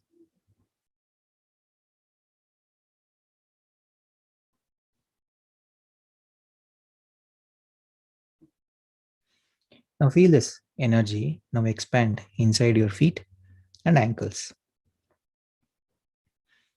Now observe how this energy is expanding inside the energy channels in your feet and ankles.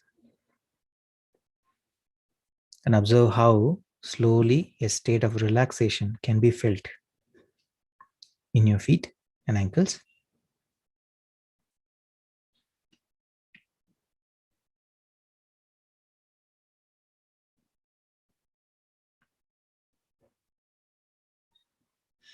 Now feel this energy further expand and move up inside your lower legs.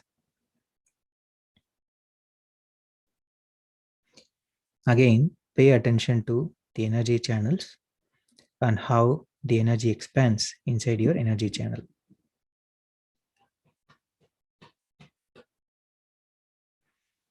Feel your lower legs now fully relaxed.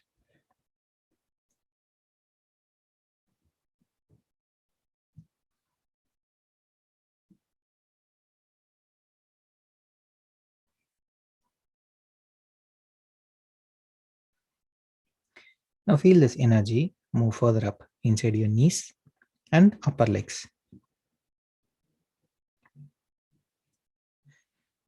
Feel as the energy slowly expands inside your knees and upper legs.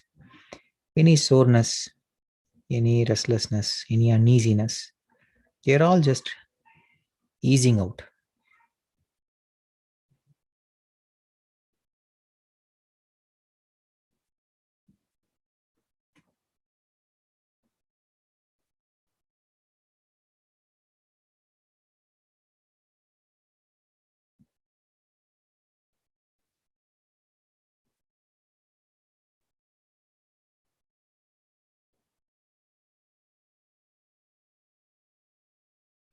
Now feel this energy now further move and expand inside your hip area.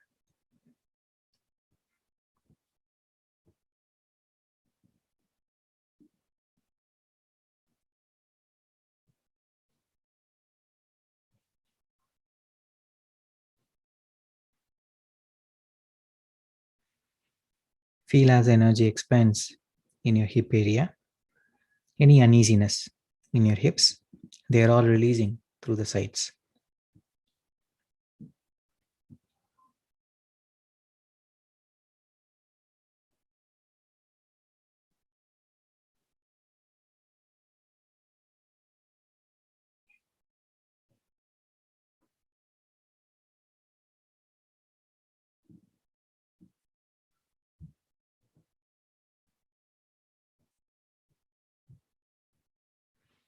Now feel this energy move further up to your lower back.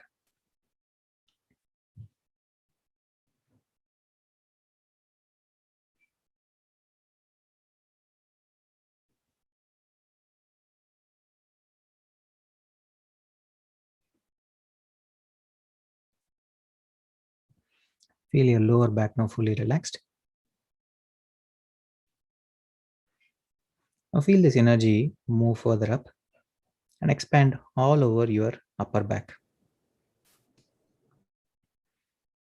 Observe how this energy slowly expands all over your upper back.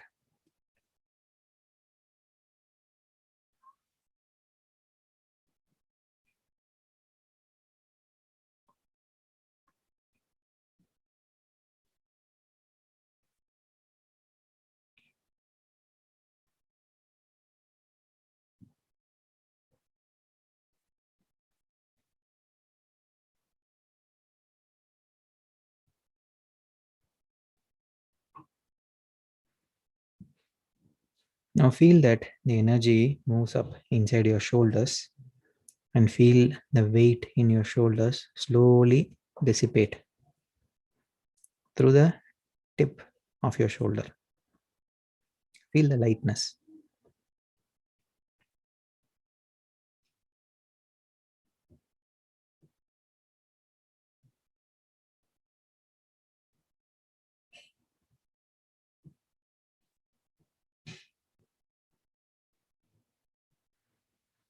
Now feel this energy move up inside your neck area.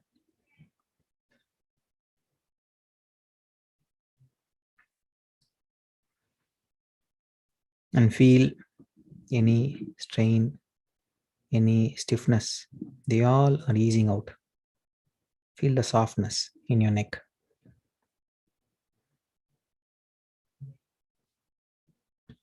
Now feel this energy expand and move up into your facial muscles.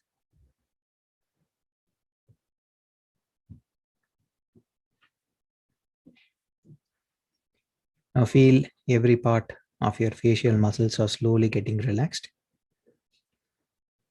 Your chin, your lips, your cheeks, nose, eyes, eyebrows, forehead, temple, earlobes, all the way up to the crown chakra. Feel the entire system is now fully relaxed.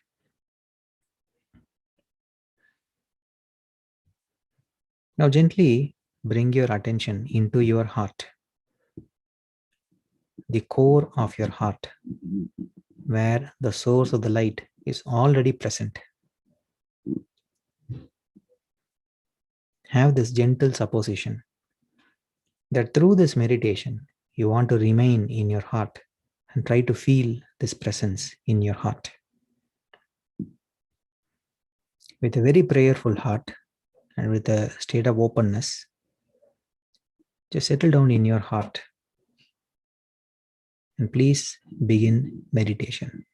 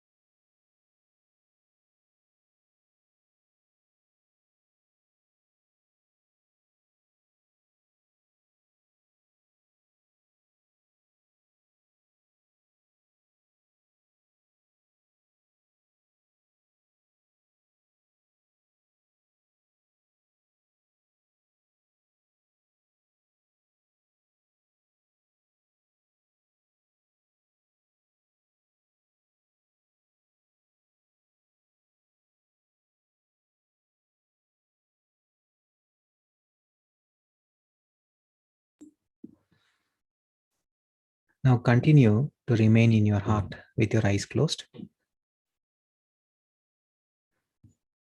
Try to mentally recall how your experience was during this meditation. Were you able to feel the flow of energy or any sensations in any part of your body? You may or you may not have, that's okay. But mentally try to observe and recollect that. Also, mentally recount how your mind's activity was. Was it too hyperactive or did it settle down slowly as the meditation was going on? Just make a mental note.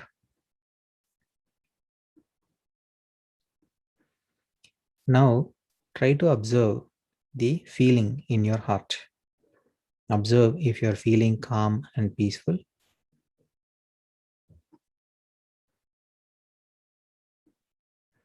Very importantly, ask yourself how long this meditation might have gone for. Does it sound like 15 minutes or was it much quicker than that? Make a mental note. Now, whenever you are ready, you can very prayerfully disconnect yourself from the meditation and slowly you can open your eyes.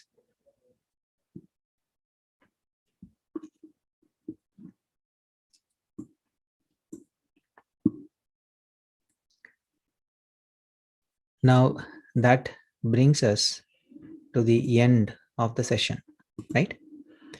Now, I have another like 3 minutes or so. If anyone would like to ask any questions or share anything, you can feel free to.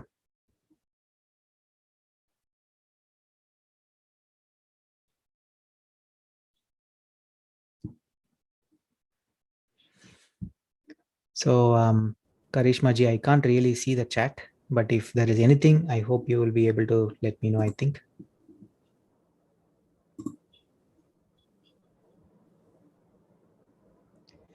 We're just getting very nice feedback about the experience there, talking about how powerful the session was. And Nicole has said it's very powerful to be so short. But no real questions there, Vishwa. Thank you for leading us through that. It was really wonderful. Wonderful. Okay. If there is anyone over here in this group, if you feel like you want to sort of go further in depth of what heartfulness can offer and feel some changes in your life, you can always connect with us. Email canada@heartfulness.org. It is email canada@heartfulness.org. And it's all free. There is really no cost for anything. And once again, I would like to thank, the Great India Festival of Ottawa and also Soulkatha for giving us this platform and, the ability for us to share more about heartfulness. So thank you once again. You go, Vishwa. Someone's asking about a weight issue. What's that? Before we let you go, someone on the chat has asked about whether heartfulness meditation helps with weight issues. Okay. See, with respect to weight issues, there are a few things to understand. The cause can be different, the effect can be the same. I will give you a few. One is for those who have a very unhealthy life, where we have a very sedentary life, which means we eat a lot but not much of an activity. That is one type. I'll give you another situation. The other situation is there are some people who have an addiction towards food. It is also because of an impression which settles down in one of the koshas or the sheath. The first one is with respect to the Annamaya kosha, right? Whenever those kind of addictions happen, when the time comes, it is very, very hard for us to really hold ourselves. The flow of energy at that particular time consumes us. And so we directly go and take up to it. Although we hear from the doctors that we should restrain ourselves, it could be very difficult. That's the second one. I'll give you another example. The other example is with respect to stress. Life with so much of stress, it affects so much of hormonal imbalance in our system.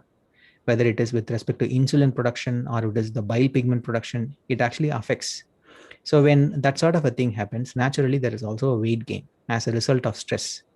So now to understand this entire thing, If it is because of a sedentary lifestyle and a state of lethargy that you are feeling, there is a state of inertness that we all have because of, again, an impression which settles down in one of the koshas or the chakras. When that is actually removed, the willpower becomes refined, and then it is up to us in terms of whether we are willing to exercise our willpower to get into an active lifestyle. Second, if let's say it is due to a food addiction, there are particular techniques that a trainer can help in removing some of those the addictions in a spiritual way, and then you can experience some effect out of it. The same thing with respect to the other one also, with respect to stress, which I sort of covered it during the session. In all these three things, there is always help from the trainer, and also with respect to the technique in heartfulness, for us to bring about a state of balance in our life.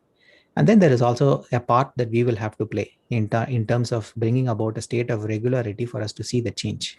Because what we have to understand is, like, heartfulness is not a magic pill. We have one and then all our life's problems are actually like just resolved. It doesn't happen like that. In fact, there is nothing in life that can happen like that. It's a way of life. It's a lifestyle change. So it's a question of whether we are interested in leading a life of discipline and taking up to heartfulness. If you are one of those people, I'll be very happy to guide you through that one.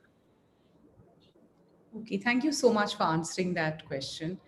I think that these are very good instructions, and can your site connect us to nutrition, sedentary, and things like that? So we'll give them your contact details, Vishwa. Thank you so much for taking the time and spreading the message of heartfulness. Thank you so much. Most welcome. Yeah. Take care. Bye. Yeah. Bye.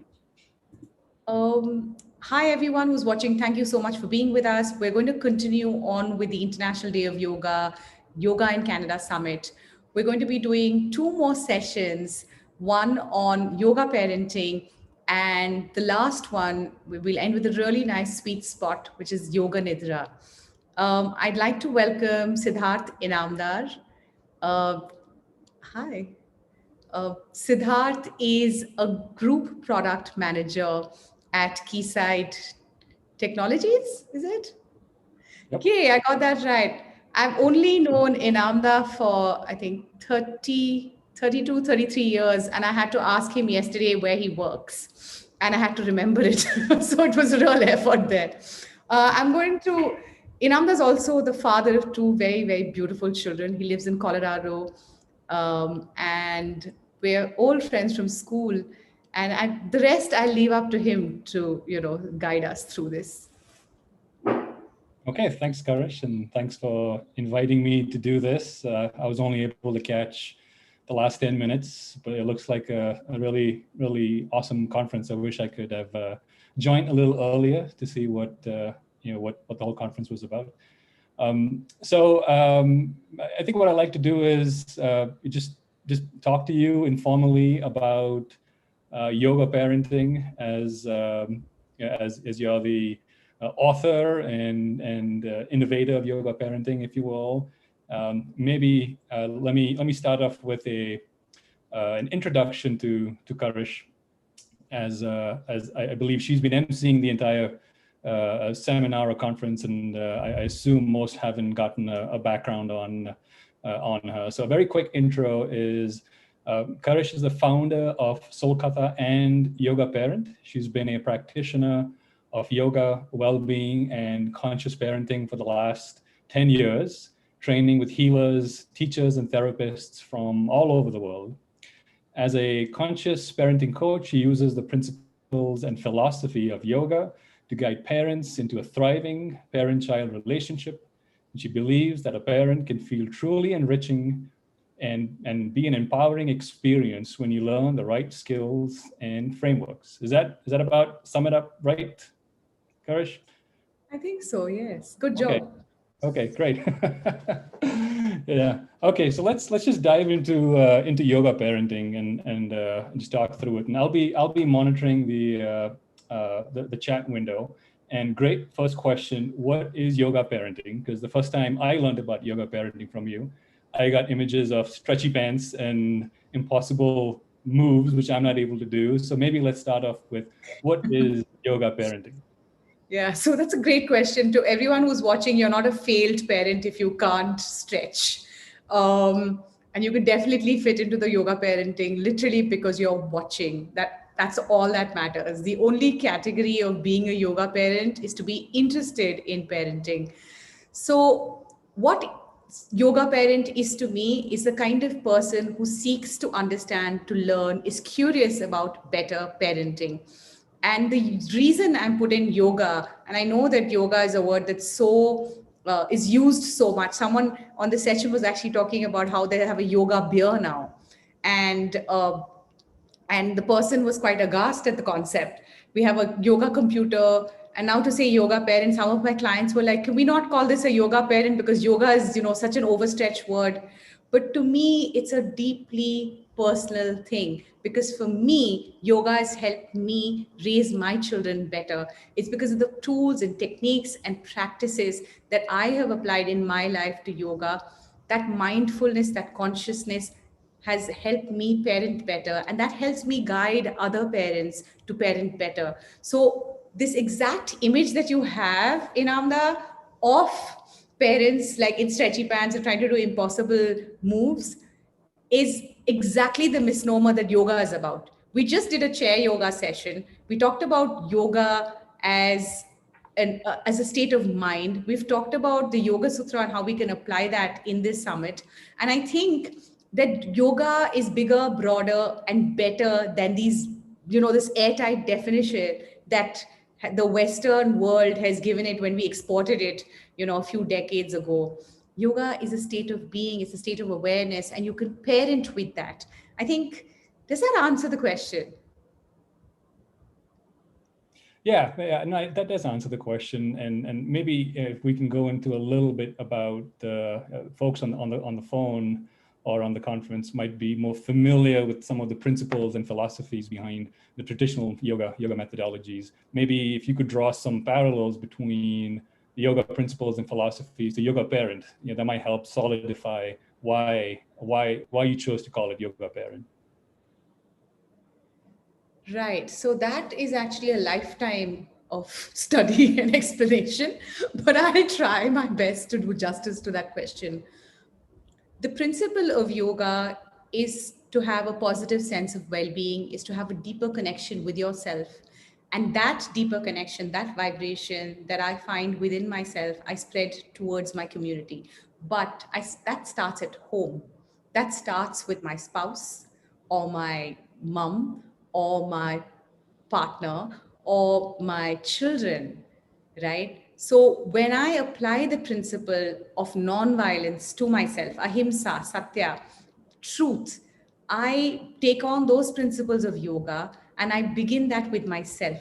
And then I spread that to my children. So in an overarching way, yoga is helping me connect better to myself through the practices of visualization, through the practices of emotional awareness, through the practices of understanding my different states of mind, through the practice of understanding what is triggering me in my environment. When my child says, "You're so mean," right? I get triggered. But is it me, like the person, or is it somebody else, or is it me? What is it in my conditioning, in my samskara, in my patterns of thinking that triggers me? Or is it just her or him being in that moment, right? And just expressing themselves. And what would be the more mindful, the more yoga way to understand that reaction? So my child is saying, "You are mean," and there's so many different ways I can do it. Like, I'm not being mean, you're being mean.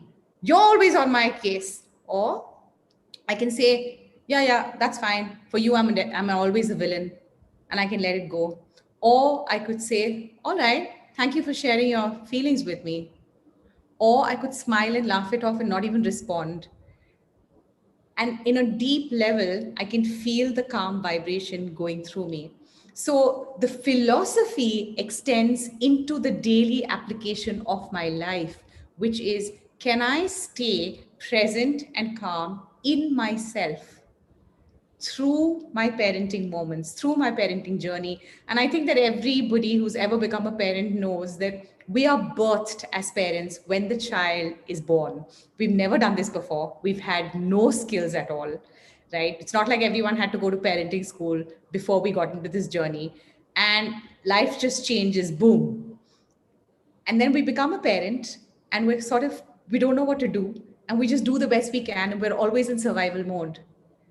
If we had a framework, if we had principles as to what to guide us, how to manage our emotions, how to manage our self-image, so much about parenting is about putting our self-image on children and saying they have to be versions of success that we think of in our head. They have to be versions or images of being polite and respectful, or they have to be a great singer, or to do well in school. Whatever it is that we have in our conditioning, we pass down.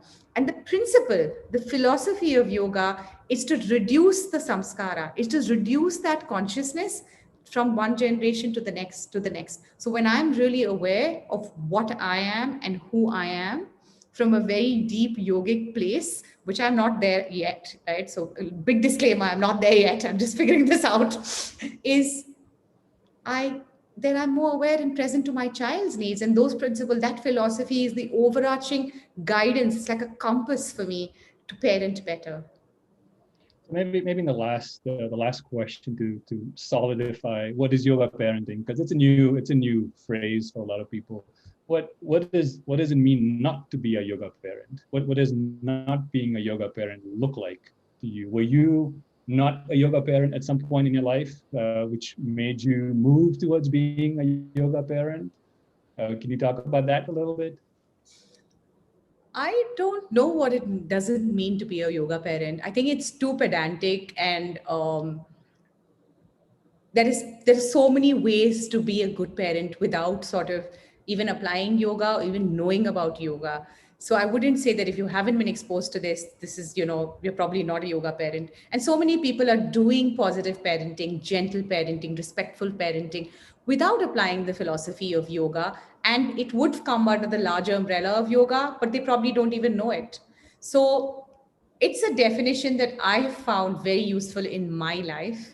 But I don't think that, everyone has to be a yoga parent, or yoga is something that defines you. And I don't want to be pedantic. Life is about being open and being in the flow and finding what resonates for you and your child. And if yoga parent resonates with you, if that vibration matches you, great. Otherwise, find the next best thing. There's so many ways. You can do Tai Chi, you can do dance. There's so many ways to find union with yourself. Yoga is one, and within yoga, there are 1,000 different ways. But so I'm not a proponent of saying this is the only thing. But what not being mindful, not being respectful of your child means that your child grows up with hidden traumas, with lack of confidence, with a sense of self that is betraying the very essence of being human, of being awakened in themselves. When you respect your child and treat them as one with you, and you protect them with the safety that they need, then you are really being present to their needs and you're being a yoga parent. So I don't know what not a yoga parent is, but I do know that this is what a yoga parent could be.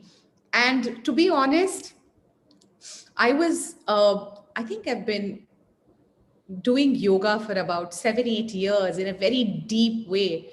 For about 6 hours, 7 hours a day. That's all I was doing, from chanting to meditation to asana to volunteering to everything. So by the time the kids came along, and thank you for that, I didn't know that I was already doing yoga parenting. In fact, it's a word that came to me only recently, because I was like, I'm doing something different. People are telling me I'm doing something different. I know I'm doing something different because I go to a party and I can see how other parents are parenting. And I'm like, something's odd here. Something's different here. And, it's a typical birthday party. There are 40 kids there and so many parents present. And the way that they treat their children is very different from the way I treat my children. And that's how the words sort of came about, the yoga parent word. So no, I don't think that I don't think I've ever not yoga parented, but at the same time, I'm learning every single day.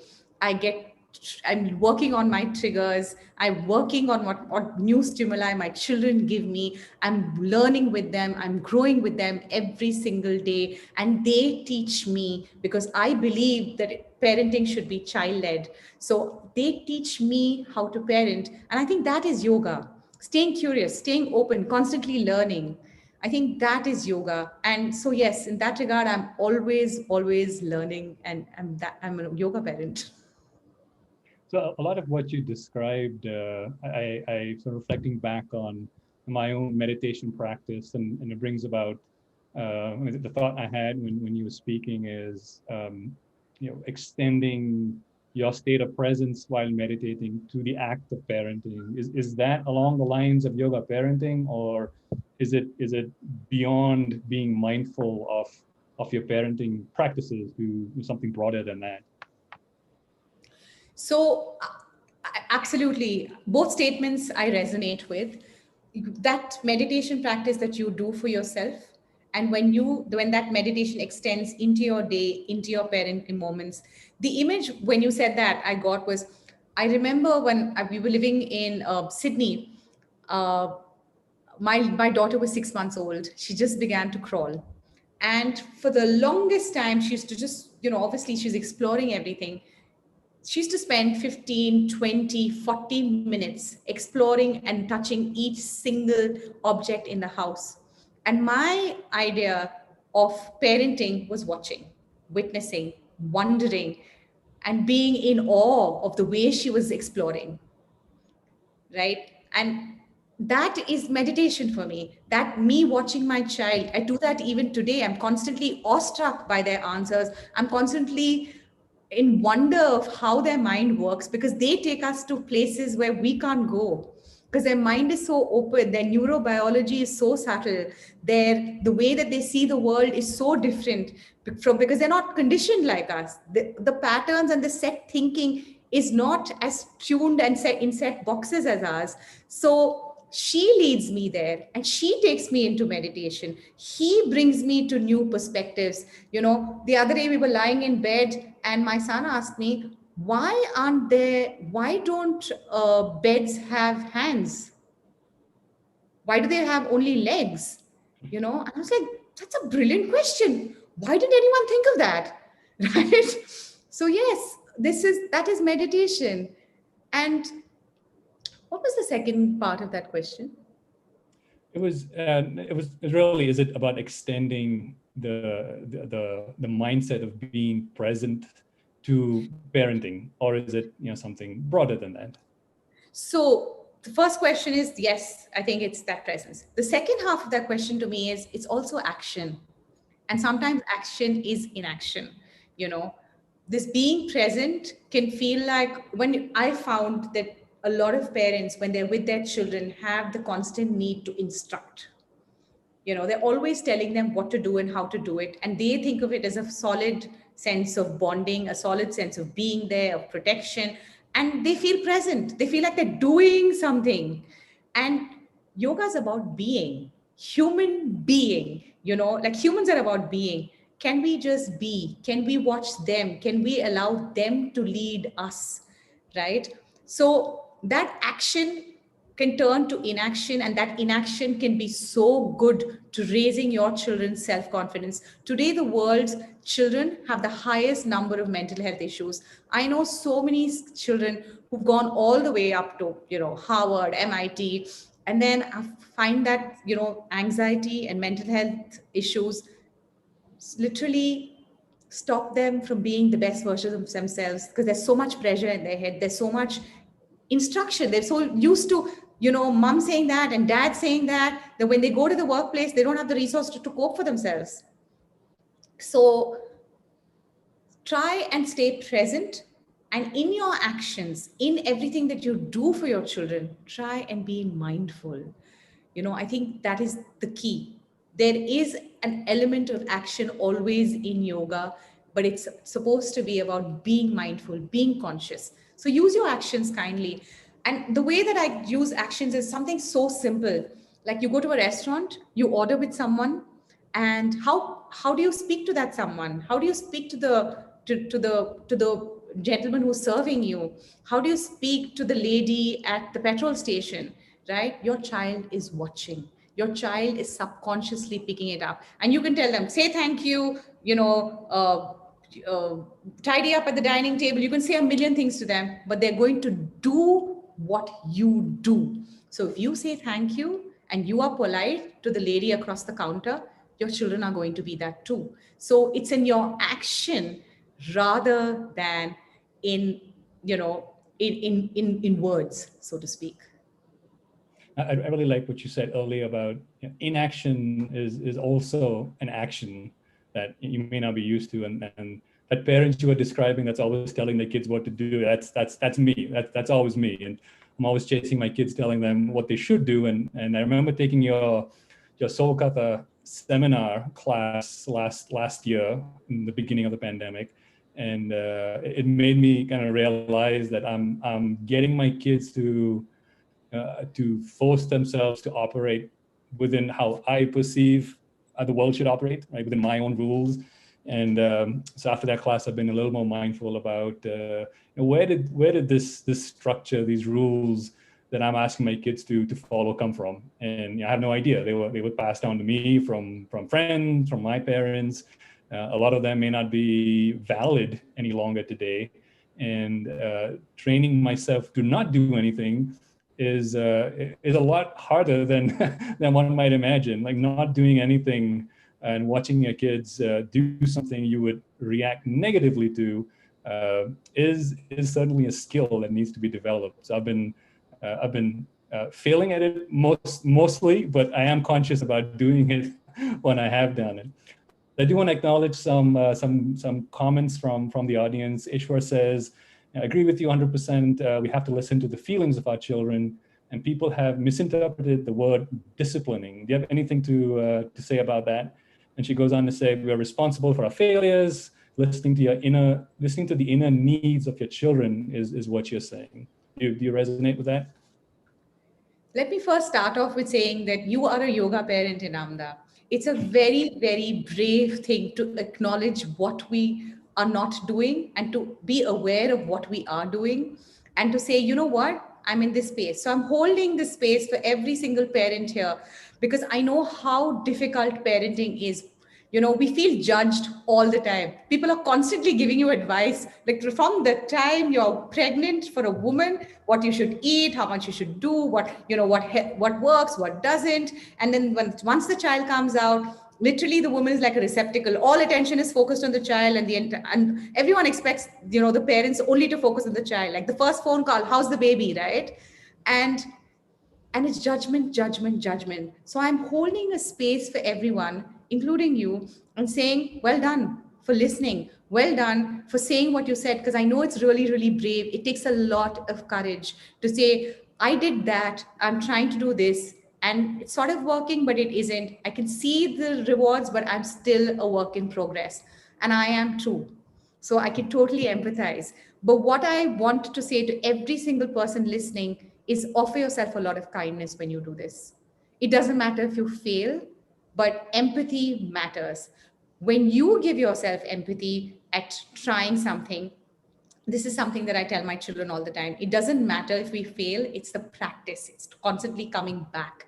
It's about persevering. It's about constantly coming back. It's like when that toddler starts to crawl, right? We're not telling them how to crawl, but they did it themselves and they're doing it constantly. They keep falling, they get their motor neuro reflexes wrong, and they keep trying again and again and again. And it's that child who does it in a natural way. For those of us, for those children who, had the developmental milestones, whatever that is, to have met naturally, right? So I think it's really important to acknowledge that. And coming back to Ishwar's question, yes, I do think that discipline has been misunderstood. I feel like discipline is necessary. It's definitely something that your child feels safe around. It's a boundary though. It's not a wall. And that boundary has to be set with a lot of love and consistency.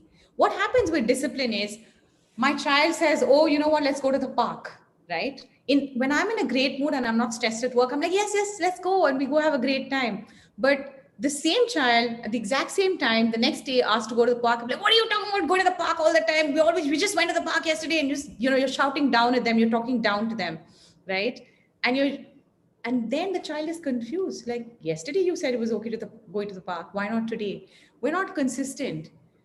Discipline is something that we have to enforce through our own behavior. Discipline is something that we say, we give the boundary and we stick to that boundary, and it helps others stick to it as well. I think that is the key difference. And boundaries are about actually building bridges. It's not about building walls. Boundaries is when you tell your child, do this, and you expect that happens. That means you're not according them the same human rights as any other adult. We don't talk to a friend like that. We wouldn't talk to a colleague like that. We wouldn't talk to our partners like that. Why do we talk to our children like that? Like they don't have rights, right? So boundaries are necessary because children are small. They need safety. They need physical safety. They need emotional boundaries. A child who grows up without any boundaries does not know their limits and gets hurt emotionally and physically. So it's about establishing that. I'll give you a really simple example. It's about, so at meal times, most parents I know struggle with meal times. It's a constant battle between nutrition and, what the child should eat, what is on the table. And the narrative is usually they come and they're like, yuck, that's horrible and that's yucky, I'm not going to eat it, right? Hold a space of love. Hold that boundary where you say, you can eat this at this particular time, and how much ever you eat is yours, but this is all you're going to get. And you give them one safe food that they like, which is healthy, right? But that boundary is maintained every single meal time. You don't keep changing the goalposts to suit your needs on a good day and a bad day and expect that the child is disciplined, because that is not discipline. That means you are not disciplined and you're trying to get your child to be disciplined. How can we have those double standards? Very good. Yeah, that makes a lot. I view it as a more than a wall. It seems more like a stretchy rubber band, if you will, allowing them to stretch and you being okay with the stretching, and at some point injecting when they get into an unsafe space. The drawing. I think what parents will constantly, at least I constantly struggle with, is where is that boundary, right? The boundary between self-exploration, not imposing certain restrictions or ideas, but allowing them to be in a safe and healthy and nurturing space. And as you said, that boundary changes for me depending on how I'm feeling, because I'm reacting as well, and something could appear as a threat when it couldn't be, based on how stressed I am. And I always found I vacillate quite a bit on a daily basis with that. And that is true. It confuses the kids quite a bit, because as someone pointed out, parents are the role models, and children follow what they see and what you do, which is exactly true. They are great imitators of parents, and that's their learning model, right? And maybe can you share some examples or a story of how yoga parenting has helped some of your clients from where they were and what changes they've seen, what benefits they've experienced since practicing yoga parenting? Sure. So I actually got a text message from a client about a few days ago, around 11 o'clock at night. And it's something so simple and subtle, just like this boundary thing, right? People always say, oh yes, children do what their parents, like this quote, like they do what we do and not what they say, but to actually practice it is a whole other story. So it's very, very subtle. And I think so I got this message, and the story goes like this. She said, my daughter was having a really, really bad day, and I was so stressed out at work that I just couldn't take the time. It was the middle of the pandemic, and the Zoom calls were back to back, and she was crying. Like, she had this huge temper tantrum, which went on for 45 minutes. And I did all the usual things. I gave her all the ultimatums. I blackmailed her. I bribed her.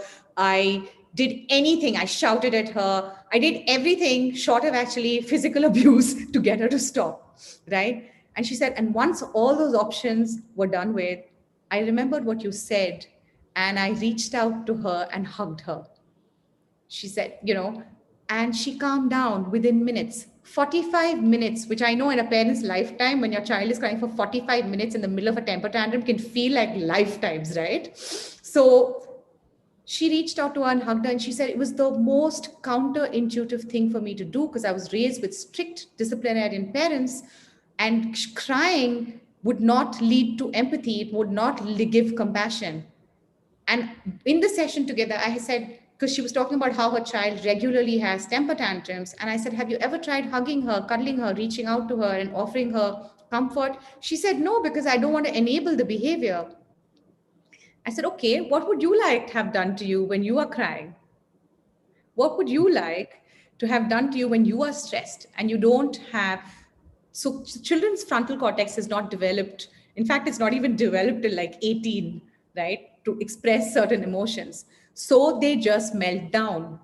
And it's not about positive reinforcement when they melt down and you screaming at them saying, shut up, It's actually about offering empathy, because the minute you start doing that, the cortisol levels drop in their bodies and they feel safe and secure, and they can respond from a more rational space. They're not trying to be anything. They're not trying to manipulate you. They're not trying to get their way. They're not trying to be difficult. Nobody likes crying and yelling, and nobody likes feeling stressed.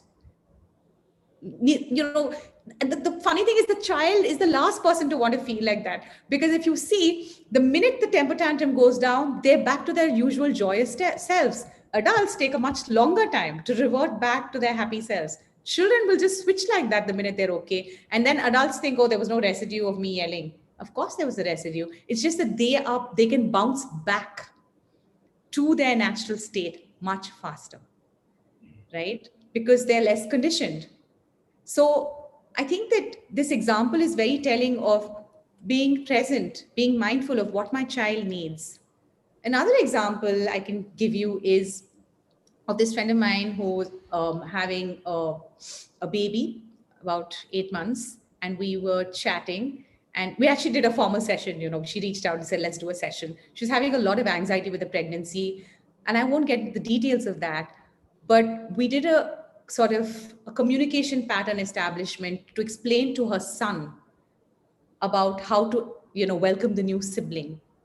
And I think that has made a huge difference in how they've talked about, because people talk about, oh, you're going to get this baby and, life is going to change and blah, blah, blah. But when the sibling that's already there knows exactly how the mom's time is going to be spent, like physical things that are going to happen, like the baby's going to start crying and I need to feed the baby and I won't be available. So if both of you are crying at the same time, it's very likely I'll have to pick up the baby first, because the baby doesn't know how to speak. The baby might be upset. The baby can't express themselves. So I'm going to choose the baby over you. And I hope that you don't mind, because, this is just the way it is. And you understand, right? Because this baby can't talk. Immediately, your child becomes your partner and the sibling doesn't become a rival, right? So these are just little ways that clients have sort of benefited from being a yoga parent. How long have you found it typically takes for a parent to see the benefits after they start practicing this mindset of parenting? The next day, well, yeah. Yeah, the next moment if you implement stuff, right? If you say, I'm having this pain point, I'm having this issue, and you implement it, you can see the results immediately. And that's what keeps them coming back for more. The minute they see that, wow, that really worked for my kid, and that worked for me because I feel so much better. I feel like a great parent.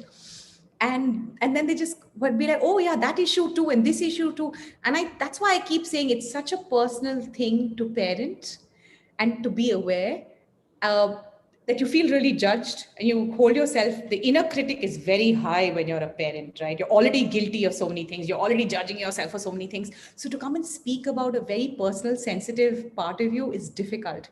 And I always congratulate people and I hold them with a lot of empathy. And I say, listen, you're doing a fantastic job, first of all, because your intentions for your children are always right. We're not talking about your intention here. We're talking about how you can make things just a little better. So it's not about always being this perfect parent that never gets upset or never loses your temper or never yells at your kids. It's about being a little better, being a little more mindful of how you exist with your kids. Yeah, well, if there's a perfect human, then you find me a perfect parent, right? No, I think it's about accepting the mess.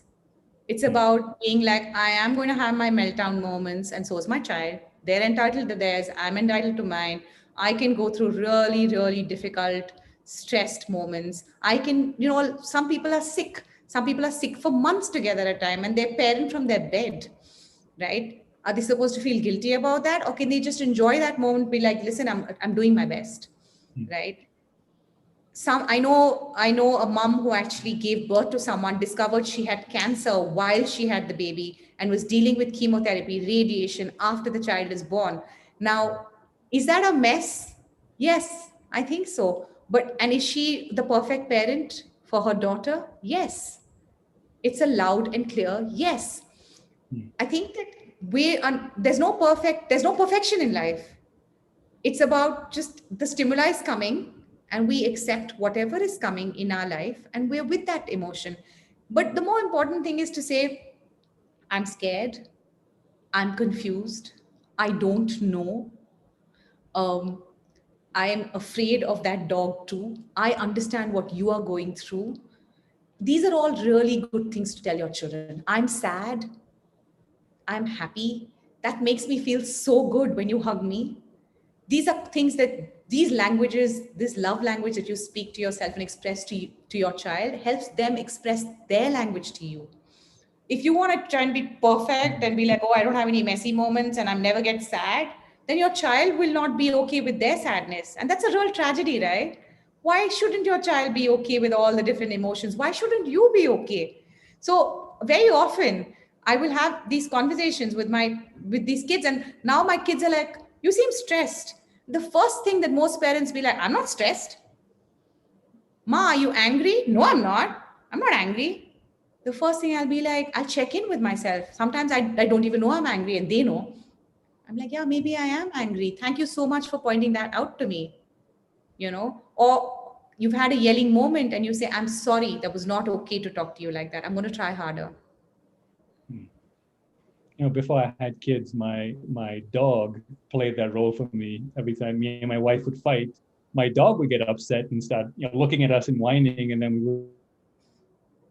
we would go, okay, I guess we got to do something different. And our kids do that because they can pick up on things that when we're lost in the heat of it. For folks that want to try out yoga parenting, they want to. We talked about this is not a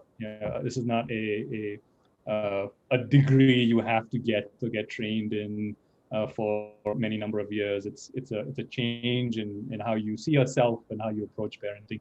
What are some quick things that folks can go back tonight or today, depending on where you are, and apply with the kids?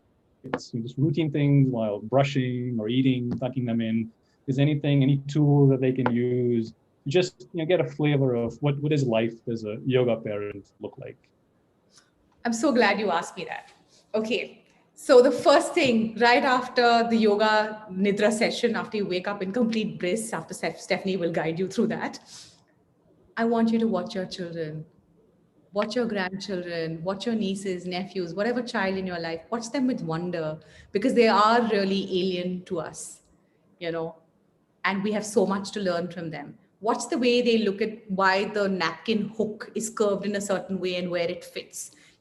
Watch the way they want to pull out everything because they're curious about why this works in a certain way. Watch them with wonder, the number one thing. 2, start to treat them as human beings, not instruction manuals that of your liking, your conditioning. Start to treat them as people with opinions, people with feelings. They hear you when you say, oh, she's such a pain, he's such a bad eater, he's getting on my nerves. They hear you, they have feelings, they pretend like they didn't, just like you heard your parents and that hurt you. They don't have a choice, right? They have no other home to go to. So they will stick to your home. They have no other choices. You are their safety net. If you abuse them, if you treat them badly, if you're unkind to them, they will still come back to you for hugs and kisses. They've got nowhere else to go. So don't be like, oh, they're fine. Don't try and brush that aside. Try and be like, how can I treat them with the highest amount of respect that they deserve and I deserve? The minute you start treating them with that mutual sense of respect, you'll get that respect back. And that's a joyful way to parent. Watch them with wonder, give them lots of respect. Talk to them. 3, talk to them like they have feelings. Be around them like they have feelings. And 4, acknowledge yourself to have those feelings. Acknowledge the human in you. There's no perfection in this. And allow them to have that too. And 5, I think a really good way to parent is this making me happy? Is this making me more joyful? A lot of the chores that we do, a lot of the caring that we do gets so exhausting, gets so tiring because we're constantly moving from one thing to another because we're so agenda driven. But when we're in the moment with the child, it stops being exhausting. The chores don't feel endless because we're in a state of participation, we're a state of enjoyment. So coming back to the question, is this giving me joy? Or is this just by like, get out of your clothes, change into this, get on to dinner, finish, tick, tick, tick, tick, tick. So agenda based, and they become agenda based. And then the cycle of life continues like that, you know? So I think, 5 little things to start off with, pick one. On that same thread, a lot of parents deal with, say, guilt, especially if you don't have enough time, you're constantly working, not being able to spend enough time with your kids, enough quality time. Where does yoga parenting fit into that? How does it? Have you dealt with clients that do feel guilty about not spending enough time with kids, and can yoga parenting help with that? I think that guilt is the number one emotion that parents feel. Even stay-at-home moms feel like they're not doing enough. It's not even just a working professional. They're constantly like, I could have done that better. I could do this better. I yelled at my child then, and oh, this was such a pain. And I tell people, the minute you let go of the guilt and come from the space of, I am doing my best, and really believe that in your heart and have faith in that, everything shifts for you. I don't know a single parent who doesn't try their best for their children. I know that they're coming from a space of, of pure intention, of wanting the best for their child. I think that trust has to be there. And normally every session that we do with yoga parents starts with these very affirmations of, you are already doing a good job. So let go of the guilt. Even if you have half an hour that you're spending with your child, and if that's what your circumstances allow, so be it. I've just told you stories about people who are sick and ill and still parenting. How are they supposed to feel, right? What if you have a job that's very, very demanding? You can only spend half an hour, but that half an hour, make it count. Take away the screen, spend time being respectful, loving to your child, watching your child with wonder, and things will move for you. That sense of spaciousness will enter your body, and time will stop still for your child and you, and that half an hour will be worth it. But spending that half an hour feeling guilty about, oh my God, I didn't do a good enough job and I should be giving more, is a waste of time for both you and your child. So every minute that you get, try and be mindful with that and let go of the guilt. And the way in yoga that we always talk about how you can't let go of something without creating a new pattern. It's not easy, oh, just let go of the guilt. Replace the guilt with faith that you have the best of intentions for your child. So this is guilt, this is faith. Have faith, in yourself. Trust yourself. You're doing your best for your child. Believe in that. And you'll see that the guilt goes away. Okay, that sounds wonderful. All right, we have maybe a minute left. Let me just check if we have any questions. Lots of great comments, people resonating with what you're saying. I'm trying to see if there's any specific questions. Okay, no questions. Last question from me to leave the audience for, especially for those with short attention spans like myself that always forget most of what they hear.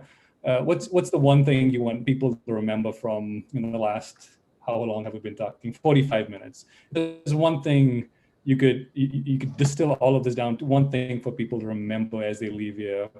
What would it be? Have compassion for yourself as a parent. and treat your child with the same compassion and respect and feelings that you have. Okay. Compassion for yourself and your kid. And as somebody said, watch them as a spectator. I really like that. Yes, yes, witnessing them, being that spectator. And I want to add one last thing. I feel like when you are a yoga parent and people are like, what impact does this have on a world, right? Like we're living in this world, we're living in this constant hustle and bustle of life. I'd like to add that as a yoga parent, you are contributing to a generation of aware, mindful individuals who grew up secure and confident in themselves. And you are helping raise a whole new era of people who vote for the right candidates, who vote towards openness, who are, agents of change towards a more open society, who resonate with forests, who talk about saving water, right? It boils down to the most basic things about who we are as human beings. When we parent them well, you're leading them away from addiction, you're leading them away from all the disorders, mental health, as well as physical health, right? Obesity is one of the greatest indicators of our time. So forget all the bad stuff, which is not going to happen, but a lot of good stuff happens. Imagine living in a world 20 years from now where our children are in charge and they make all the right changes and all the right decisions to make this world a better place. I think that has to be the single most greatest motivator for us, right? As to why we have to be compassionate to them and respectful for them and understand them as humans. So yoga parent doesn't just help you, it's driving sustainable change in future generations. That's right. Okay, wonderful. So we're out of time. If folks want to learn more about yoga parenting, dive deeper, how can they get in touch with you? Do you have a website or a course they can take? Yes, we have plenty of courses coming up. You can follow us on Instagram at Soulkatha, Soulkatha. You can get in touch with me at Karishma at soulkatha.com. I can put that on the chat later. Yes, and at the TGIF folks, we've done gratitude series, we've done a lot of work together, so they can put you in touch with me. We're actually collaborating with lots of different people, and we have courses, we have our own courses, but and I do a lot of personal coaching sessions as well for people to have a deep dive into this and be guided. So yes, it's an open space of learning and curiosity, which is held in empathy. So yes, I love to hear from a lot of you. Okay, great. So everyone, I hope you caught how to get in touch with Karishma, and you'll post your link in or your handle in the chat window then, so people can track you down.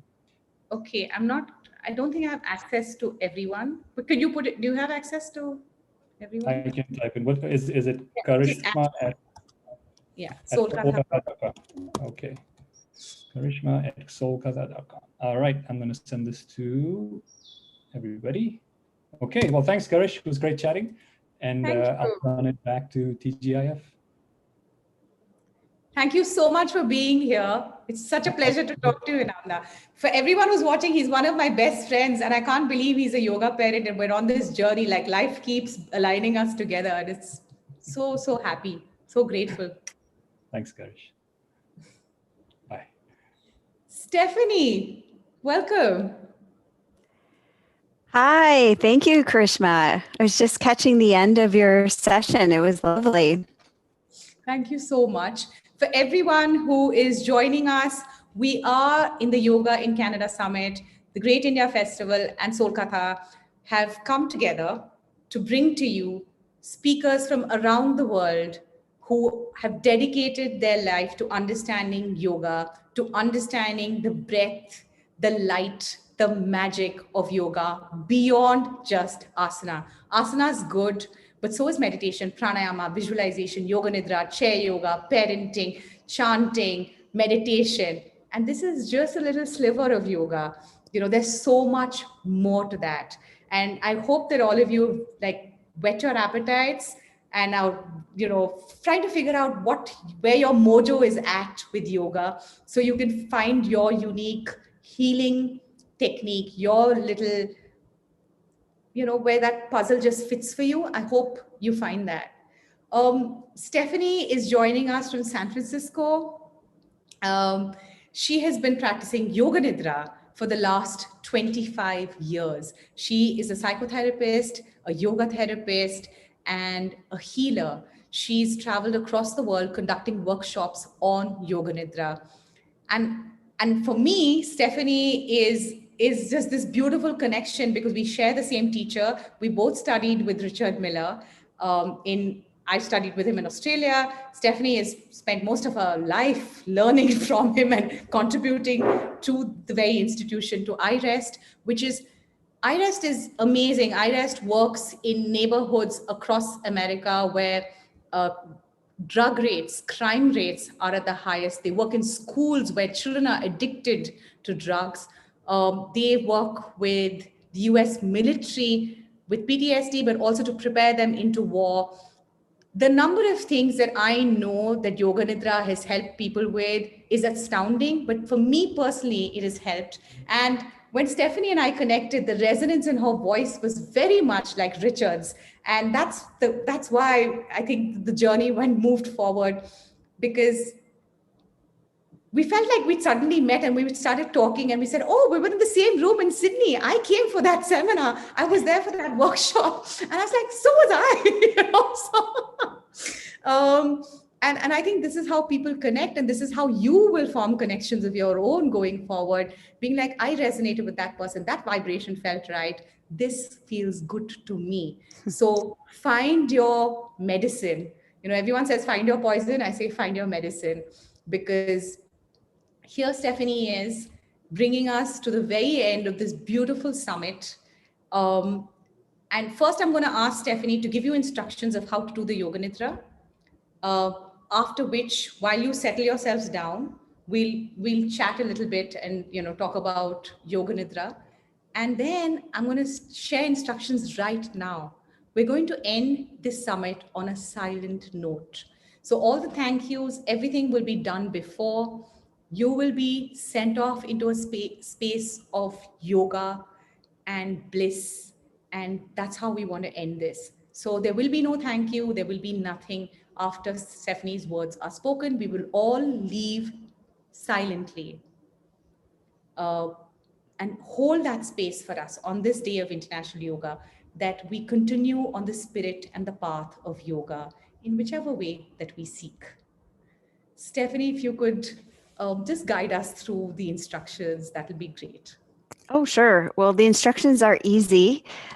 Just please make yourself comfortable. So traditionally, Yoga Nidra is done lying down. So build yourself a nest, make yourself, grab some pillows, blankets. If you're lying down, you could put some blankets underneath your knees to release your low back, something under your head.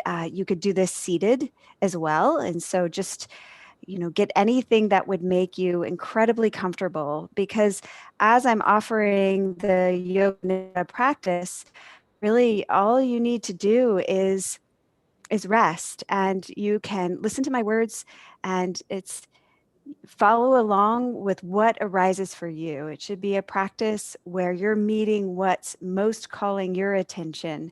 And many people might fall asleep, and that's absolutely okay. You'll still be gaining access from the benefits of the meditation, because what I'm supporting you to access, and what I'm, teaching to help you to open into, is your most essential nature, is this ineffable mystery that's giving rise to each of us. And it's here. It's all pervasive, no matter the states of consciousness. So make yourselves really comfortable. That's my easy instructions. Awesome. So those of you who want to lie down, start finding your spot now. And just like Stephanie says, just find the spaces in your body that need to rest more, and then be guided by her words. Let her words resonate through your being, while we tell you more about what this is about. What is Yoga Nidra, Stephanie? Well, I'll tell you, it's an ancient practice. It's as ancient as the practices of yoga itself. It can go back all the way to the Upanishads. It's been spoken about in Sankhya philosophy. It's It's 1,000-year-old practice, if not longer, orally. And really, it's a practice of deep meditation where nidra, as you may know, is to sleep in Sanskrit. That can be its definition. And yoga, while it's traditionally yoke or union, really I'm approaching yoga as that interconnected wholeness that we can access within ourself or with the world around us, this ineffable mystery, as I was saying, that gives rise to each of us. So what we're doing is we're opening up into that pure consciousness. We'll talk about that as turiya in yoga, as the fourth state. So we have 4 different states of consciousness. Well, more than that, but we'll just talk about the 4. And so we have the awake consciousness, then we have the dreaming, and then dreamless sleep. And so what we're accessing, it's a paradox. It's known as sleep of the yogi, but it's really when we know and experience ourselves as this ineffable mystery, this awake awareness, this interconnected wholeness that's ever present, no matter the changing states of consciousness. So it can be a full path of awakening where we awaken to our true nature and we recognize there's something about us that's always been healed, that's always whole, that's untouched by stress and the changes in life. And we have the capacity to have a direct firsthand experience of that. Wow. I just love your languaging. Healed self, completely healed whole self, integrated, self, which is already present, and we're just trying to access what's already there. So it is true that yoga nidra can access your subconscious? Sure, but we're accessing something even deeper because we're accessing that part of us in which all aspects of the mind is arising. But yes, absolutely. So people will say, like, or we'll joke around and say, if you hear someone snoring, check it out, it might be you. And people chuckle, and that's really funny. And then I was teaching a workshop once, and there was a young man who was in college, and it was his first time meditating, first time with yoga nidra. And I said that to the group, everybody laughed. And he came up, he raised his hand actually afterwards. He's like, oh my gosh, I heard someone snoring and it was me. He was so excited because he realized that his body was asleep. But yet there was this part of him that was completely alert, awake, and aware. But it wasn't the conscious mind of like right now. He was starting to access this essential nature that's always online. So yeah, we can, and we access something quite deep. That's beautiful. But we access it through the body. We access it through the breath, right? Yes, it's a somatic-based meditation. So in this practice, we're going through the koshas, which are the different sheaths or layers of the body that we take ourselves to be, but these are just layers, and our essential nature is underlying and pervading each of those layers. And so in order to access that, we access through the body. So everything that I'm offering, I'll be offering you to have as a felt sense in your body. And that includes the movement of energy. So you have Annamaya, which is the body-based aspect, Pranamaya, where we're opening up to the energy body, Manomaya, which we're accessing emotions, Vijnanamaya, of course, is the wisdom body, and that might be perceptions, Anandamaya, which is that bliss and delight and wonder that you were talking about so beautifully. And then we also weave in Asmita Maya, which is really just taking a look at this idea of being a separate I thought and how that too is just another thought. And there's something else here that is aware of even that. Wow. So the way that you describe this feels like this unending sense of bliss, right? But as human beings, we're sort of messy. You wake up from the nidra and then what happens, right? Like, is it this, wow, I'm in this state of bliss? Because I've done yoga nidra, I've read the books, I've done the series, and sometimes it shakes me up. It shakes up my insides, right? And I wake up as a different human, and so it takes me days sometimes to shake off that experience, and it's probably not pleasant. So, to talk about this constantly positive thing and this healing thing, it could be a misnomer for some people watching, because it can also have a different result, right? Yeah, I mean, I'm not going to take us into like the depths of our deepest emotions today, but you're absolutely right. When we're opening into this practice, it can pull out of our subconscious anything. And when we're opening into meditation, in the depth of meditation, that's what happens. We're opening Pandora's box. So everything that's in our unconscious or our subconscious eventually comes to the surface. And what's so important about having a body-based practice, and we start within Sankalpa, which is the first movement of any yoga nidra practice, no matter what lineage or post lineage that you're studying from, because there are many different expressions of yoga nidra. IRES just happens to be one. But in Sankalpa, that's our heartfelt intention or our heartfelt desire. And what we started to offer here is something called an inner resource, which is just that deep sense of well-being, okayness, a sense of security and peace. So I'll offer that at the very beginning so that you can feel that as a somatic sense. Even if we use our imagination to come up with a place that we feel really at peace and at ease, we want to make sure that we anchor it in the body so that then if stressors come up in life, then we can use even just that part of a yoga nidra, even as in our everyday life, so that we can start to really feel that part of us that's deeply okay, that's deeply at peace. And it helps us to navigate, balance our nervous system and navigate what might come up and be quite stressful. That would be normal. But we're learning to meet that also from a part of us that's deeply okay. That is so beautifully put, Stephanie, and actually resonates a lot with what Raghu said this morning in the sessions, with how the pain and the stimuli doesn't go away, but yoga helps us cope with what life has to offer, and it reduces the stress levels. So the biochemical reactions in our body are more relaxed to cope with life circumstances. We can't stop, the accidents, we can't stop grief, we can't stop the loss of loved ones, we can't stop our inner turmoil, the questions that come through, conflict within us, but we can have resources to cope with them better. I think that's exactly what you're saying here is I'll give you that resource, right? I understand today is a beginner's yoga nidra practice because a lot of people have probably never ever tried it. And so it'll be a very gentle, it'll hold them in a lot of light, and they can find that felt resource. But as they go deeper into that and they unpack that, you'll continue to offer them that anchor within them of Yes.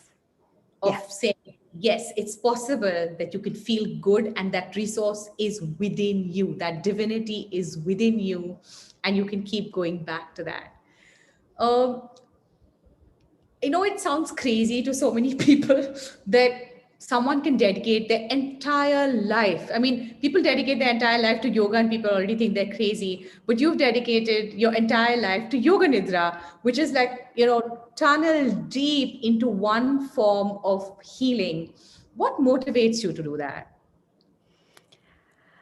Gosh, I mean, we all have our own transformational experiences with whatever, well, at least I have had a transformational experience. I think many of us that are dedicated to the path of yoga have had that transformation in our life. And that's what happened to me. I'd had glimpses of, I'd say, this underlying essence, this ineffable mystery as a little girl. I think we all have these, aspects that we can tap into. And my first yoga nidra class, I dropped in with a teacher in Chicago, Illinois. His name is Perez, and he's an amazing yoga teacher and yoga therapist.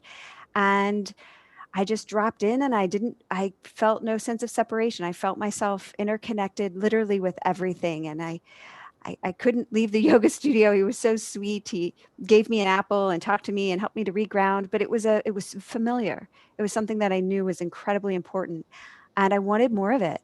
And then the more that I got to experience it, I'm somebody who lived with a great deal of anxiety. I started to cope with anxiety in a whole different way.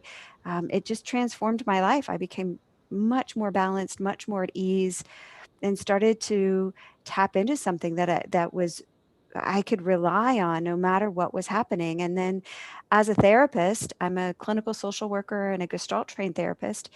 it was just so healing for my clients. And then, of course, I was a yoga teacher and a yoga therapist, so I was using it that way too. And it's just so transformational. It's just, I don't know, this is my dharma. We all just somehow find what we're meant to be doing, and it's what life, my heart just keeps saying yes to. It's a gift and a joy. So you found that experience and you found yourself feeling one, that non-dualness, one with the universe. Mhm. And then you said, I want more. And you served others with this. And you felt that was constantly filling you up. And that continues to keep you fulfilled and in service of this practice. We all have the capacity. This is our birthright. This is our true nature. So it's not something mysterious that's only out there for, this chosen. I mean, we each can have a taste of this, if nothing else. And once we do, it's like you can't shut your eyes again. This is it, Stephanie. If anything has been ever said, and this is a single line summary of this entire summit, I think this is it. We all have it inside of us. Yes. You've said it, you hit the nail on the head. We all have it inside of us. It's not something mysterious. It's not something that's out there. It's inside of us. The yoga that we're looking for, the peace, the calm, the meditation, the bliss, right? That we want to experience with all the other stuff is inside of us. There is no outer, and it goes beyond, race and gifts and, someone who's spending a lot of time trying to unlock this intellectually or emotionally or whatever. I think it's about just intending to stay on the path and constantly going back to the practice and saying, yes, I believe this is inside of me. And it's not something esoteric and imaginary and magical, right? The magic is inside me. Yeah, it's a practice really of self-inquiry of what's true for you. I mean, isn't it? I mean, that's any aspect of yoga. There are all these beautiful, exquisite experiments that we get to see. And there are these masters that came before us that laid down this pathless path, really. And then we all get to see, well, what's true here now? And so don't take my word for it. Check it out. See what's true for you. All right. I think everyone's sort of ready. If anyone has any questions, this is the moment. I'm going to wrap up and leave the floor open to Stephanie totally to lead you into the non-dual, non-separated, whole, integrated part of you that you can find inside of yourself. For those of you who are joining us at this last session, I want to say there's a lot of, we've done a lot today. We've spoken about a lot today. I'd like you to tune in to the YouTube channels to figure out what meets your mojo, what yoga works for you, to broaden your understanding of what yoga really is. And I'm here to thank every single one of you. Thank you so much for being here. Thank you for showing up for yourselves, for being brave enough to embrace the alien parts of you, for the scared parts of you, the loving parts of you that wanted to change something about yourself. That's the reason you're here. And I hope you've got a sweet taste of that. I really, really want to thank Bala Uncle, a huge shout out because I think that you are the cornerstone of the Great India Festival, of the Yoga in Canada Summit. It's your perseverance, your interest, your passion for serving that has led to this. Rupa has been an absolute rock in making this happen, right down to designing like the posters, detailing, and she's pretty much everywhere all the time, making sure everything's on the ball. This could not have happened without you. So a huge shout out. We won't do any applause, but we can have it in our hearts. We can say thank you to TGIF, to Yoga in Canada for allowing this to happen. And for every single speaker and panelist who's come here to share their story, to share their skills, to share their tools and techniques so that you can have a better life. So thank you all for being here. I am so very grateful for having the honor of meeting and re-meeting so many of you, of having conversations that enlighten my life, that I take back into my practice. so I can become a better human being. And I'm really, really grateful for that and humbled by this experience. And thank you so much, Stephanie. I am going to get lost in your words in 3 seconds exactly. So I'm going to tune out. Thank you, everyone. It's been an absolute pleasure. And yes, Stephanie, guide us, lead us. Thank you so much. Thank you, Karishma, and thank you to the great India Festival and Yoga in Canada as well. It's just an honor to be here and to be offering this Yoga Nidra meditation for you all. And thank you to everyone who stayed for this part of the festival of today, and this honor of, gosh, we're both at summer solstice, at least here in the Northern Hemisphere, as well as this International Day of Yoga. And I can't think of a better place, a better way to celebrate. So thank you again. So I'll be offering about a 20-minute meditation. So please make yourselves comfortable. You can do this practice with eyes open or eyes closed, whatever is most comfortable and accessible for you. So we'll just take a moment for this time of transition. Just acknowledging all that's been shared, all that you've been listening to and participating with, all of these amazing speakers, thoughts that are coming and going. That's led you here to this moment right now.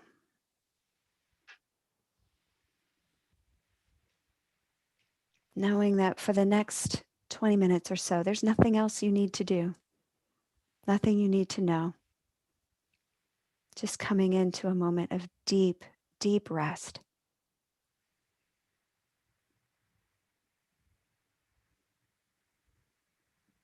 You might let the body settle even more fully into the support of the surface underneath it.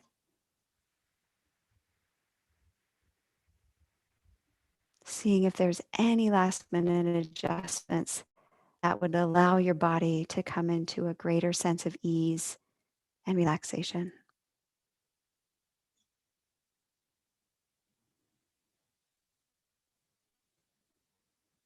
And then welcome in the space of the room around you. How it's here, supporting you. You might open the senses, notice sounds that are coming and going.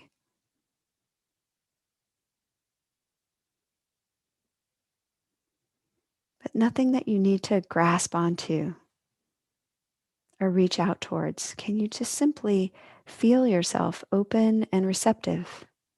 Sound coming to you.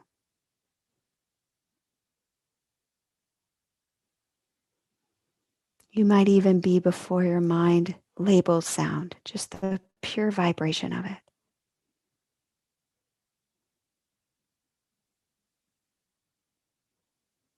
The inner eyes open to seeing, even if it's just little specks of light behind the eyelids or the darkness from having closed eyes.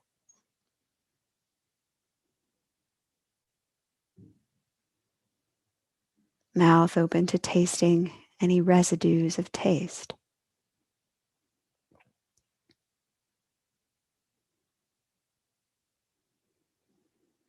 And the nose open to smelling.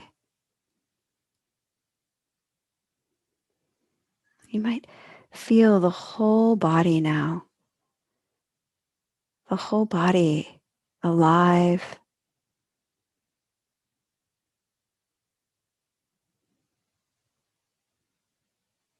Sensing this underlying life force that is animating your body, giving it a sense of vitality, vibration.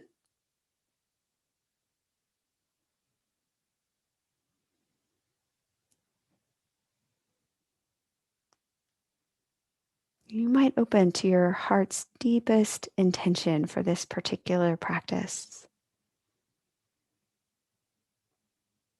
Would you like to just come into a moment of ease? Feel a deep sense of rest.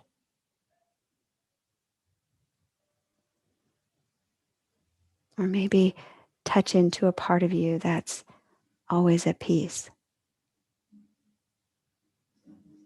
Whatever your intention, can you place it in the present tense if there are words and feel it as a truth right now?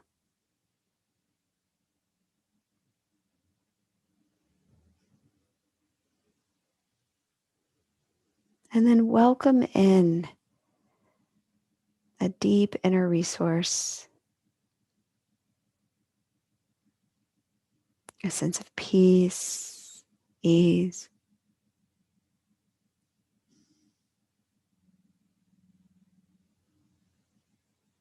Sense of feeling deeply okay and nourished.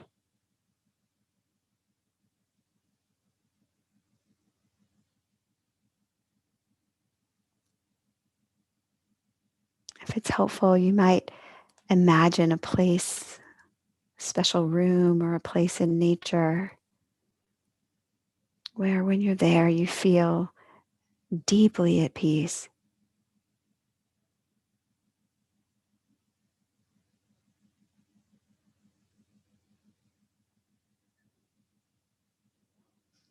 With your mind's eye, you might look around and see what are all the colors and textures of this place. Is it warm or cool?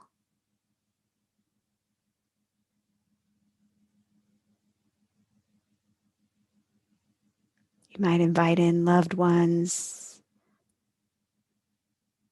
wisdom figures who love and support you unconditionally, just as you are.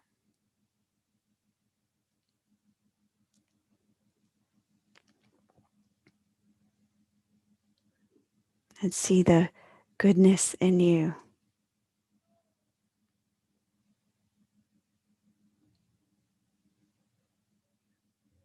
And notice as you're feeling this sense of ease or well-being or peace, how does it feel in your body?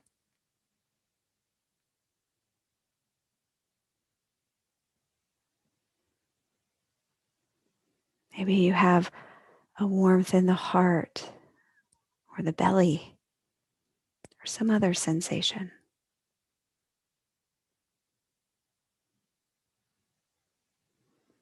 Can you stay with the felt sense of this, even as the images drop away?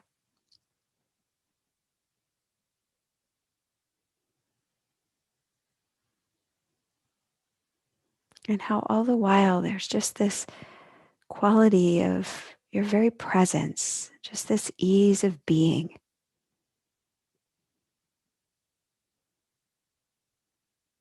Whole and complete, just as you are.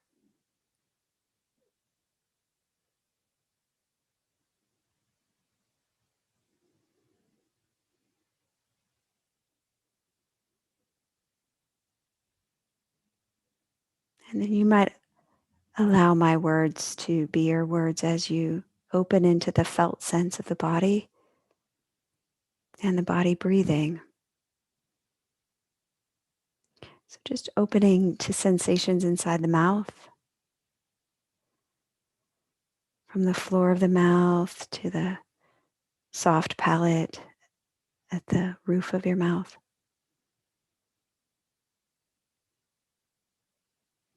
The center of the tongue, pure sensation.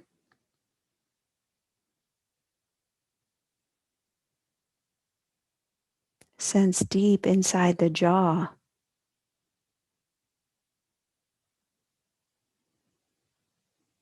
And if you come upon any tension, just feel right into the center of it.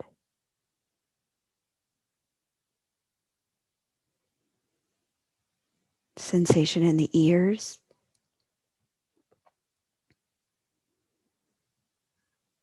All the way out to the outer curves and folds of the earlobes.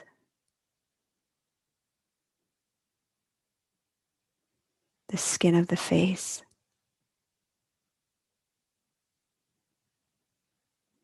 The eyes resting deep inside the head. Feel back behind both eyes to a center point inside the head. The crown, back of the head, whole head, pure sensation.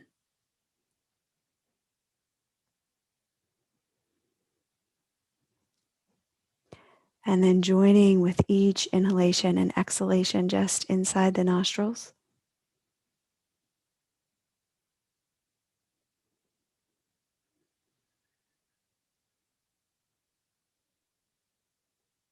Welcoming the inhalation and the exhalation as pure sensation inside the nostrils.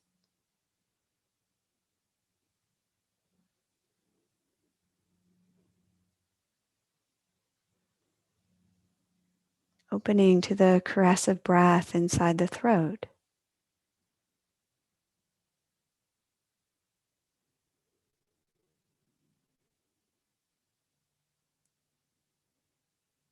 Join with the stream of an exhalation as it flows down through the shoulders,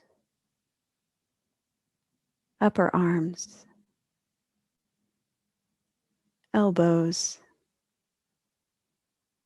lower arms, palms and fingers.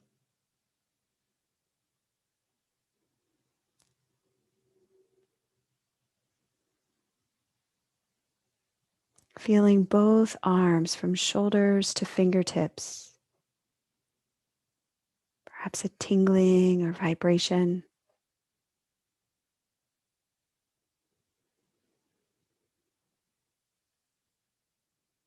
On an exhalation, sensing from the fingertips all the way up to the shoulders. And the exhalation, let it open sensation through the whole torso.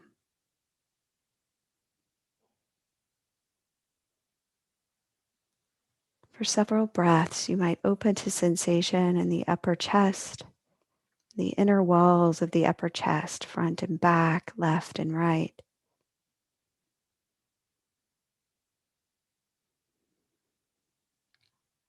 Middle chest.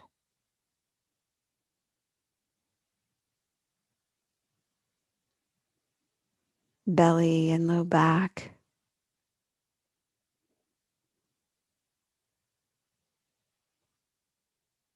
Sense the whole torso like a sphere of sensation, expanding on the inhalation, softening on the exhalation.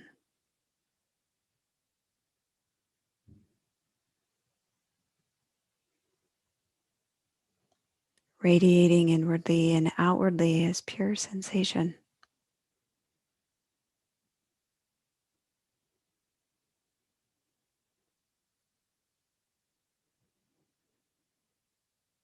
Riding the stream of the next exhalation as sensation. Let it open from the hips down through the hollows of the thighs, knees, lower legs, feet and toes.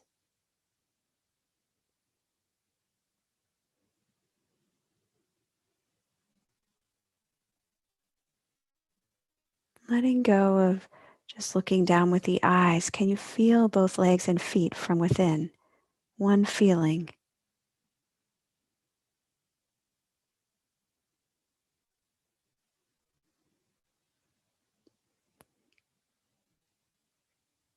And sense the whole body, legs, torso, arms, head.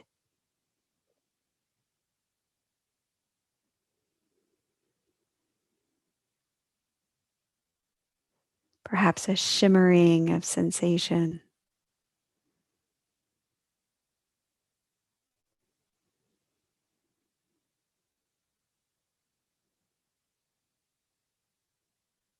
And just noticing all these changing sensations of body and breath, how they are born, they grow and dissolve within a background sense of your very presence.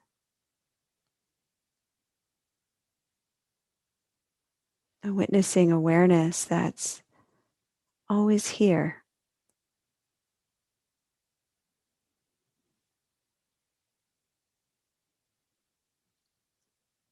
Your unchanging presence, or the simple ease of being, in which all the changing sensations are coming and going.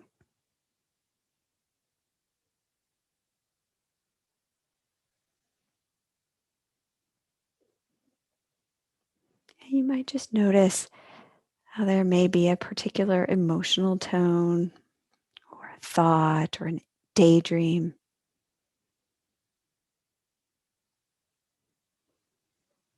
So can you welcome it? You can feel it as sensation. And then set it free, like a cloud that's passing through the sky.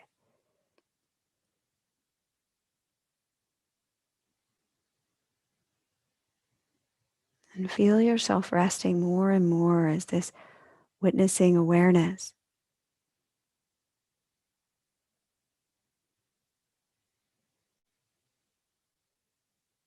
Deeply at peace, whole just as it is.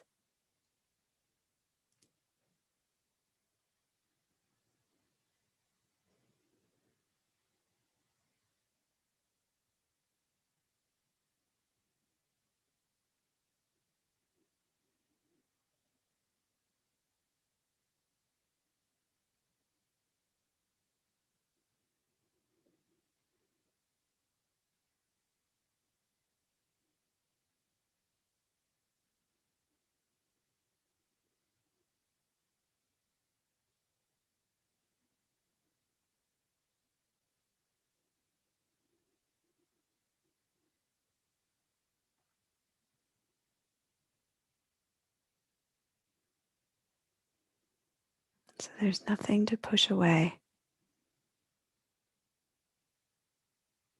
You can join with a flow of inhalation all the way to its fullness.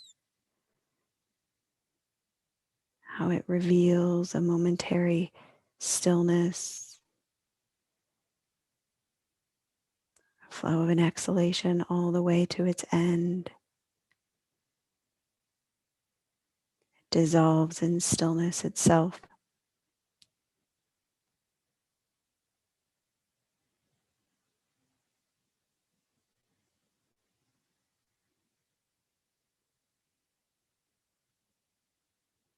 Our mind may be drawn to this changing sensation or energy, whether it's the breath or a thought.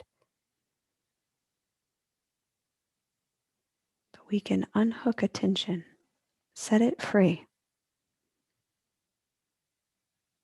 and feel yourself dissolving like sugar into water to this background presence, stillness itself.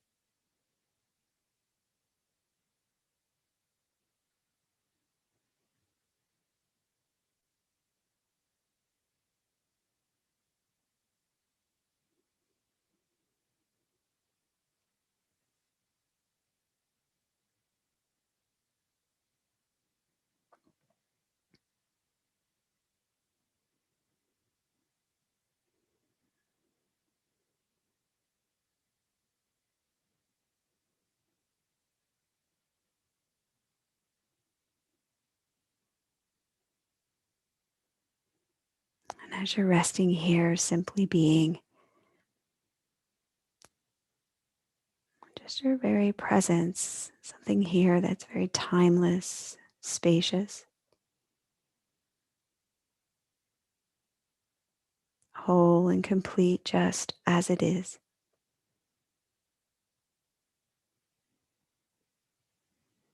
You might spontaneously have a sense of gratitude or love or wonder.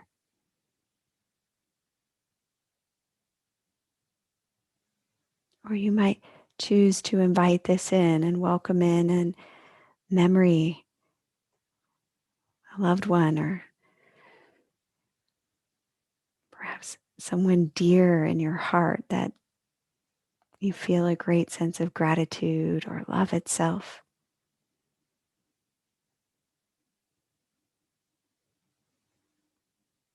And it can be here for no reason at all, but just notice how this feels in the body when you touch into it.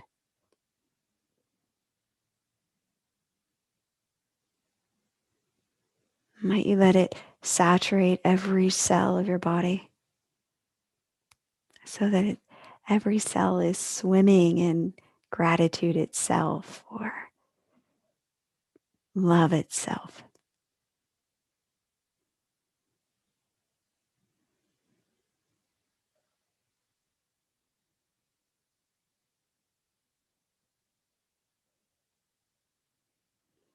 And then imagine yourself moving into the rest of your day or evening, putting back on the different layers of your personality and the body and the emotions that come and go. You could even imagine yourself coming into relationships, talking with others, maybe cooking a meal, moving into the rest of your day or even this week. And then imagine yourself also taking a moment of pause where you feel back into this background presence or just this ease of being. There's something here, no matter those changing circumstances, where you find yourself that's deeply at peace, that's utterly whole, just as it is. And how you might feel that both is online at once. Your personality, you keep talking, you keep doing your activity, parenting, working, whatever it is you're doing. Celebrating the fullness of your expression and feeling into this underlying essence, this great field of being that you are.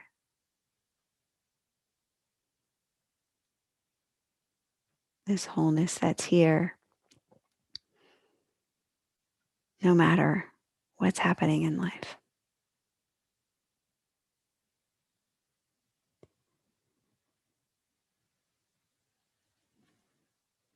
So take your time. We'll be ending here in just a moment.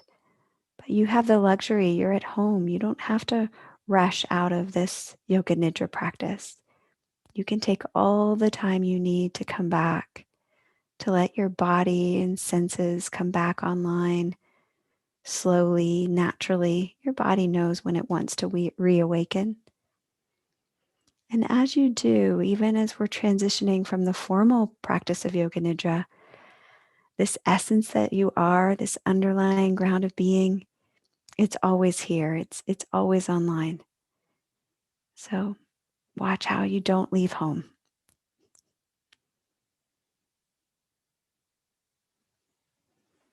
Thank you for joining. Thank you for the Great India Festival, Yoga in Canada. Thank you for your very presence. What a gift to be together in this way.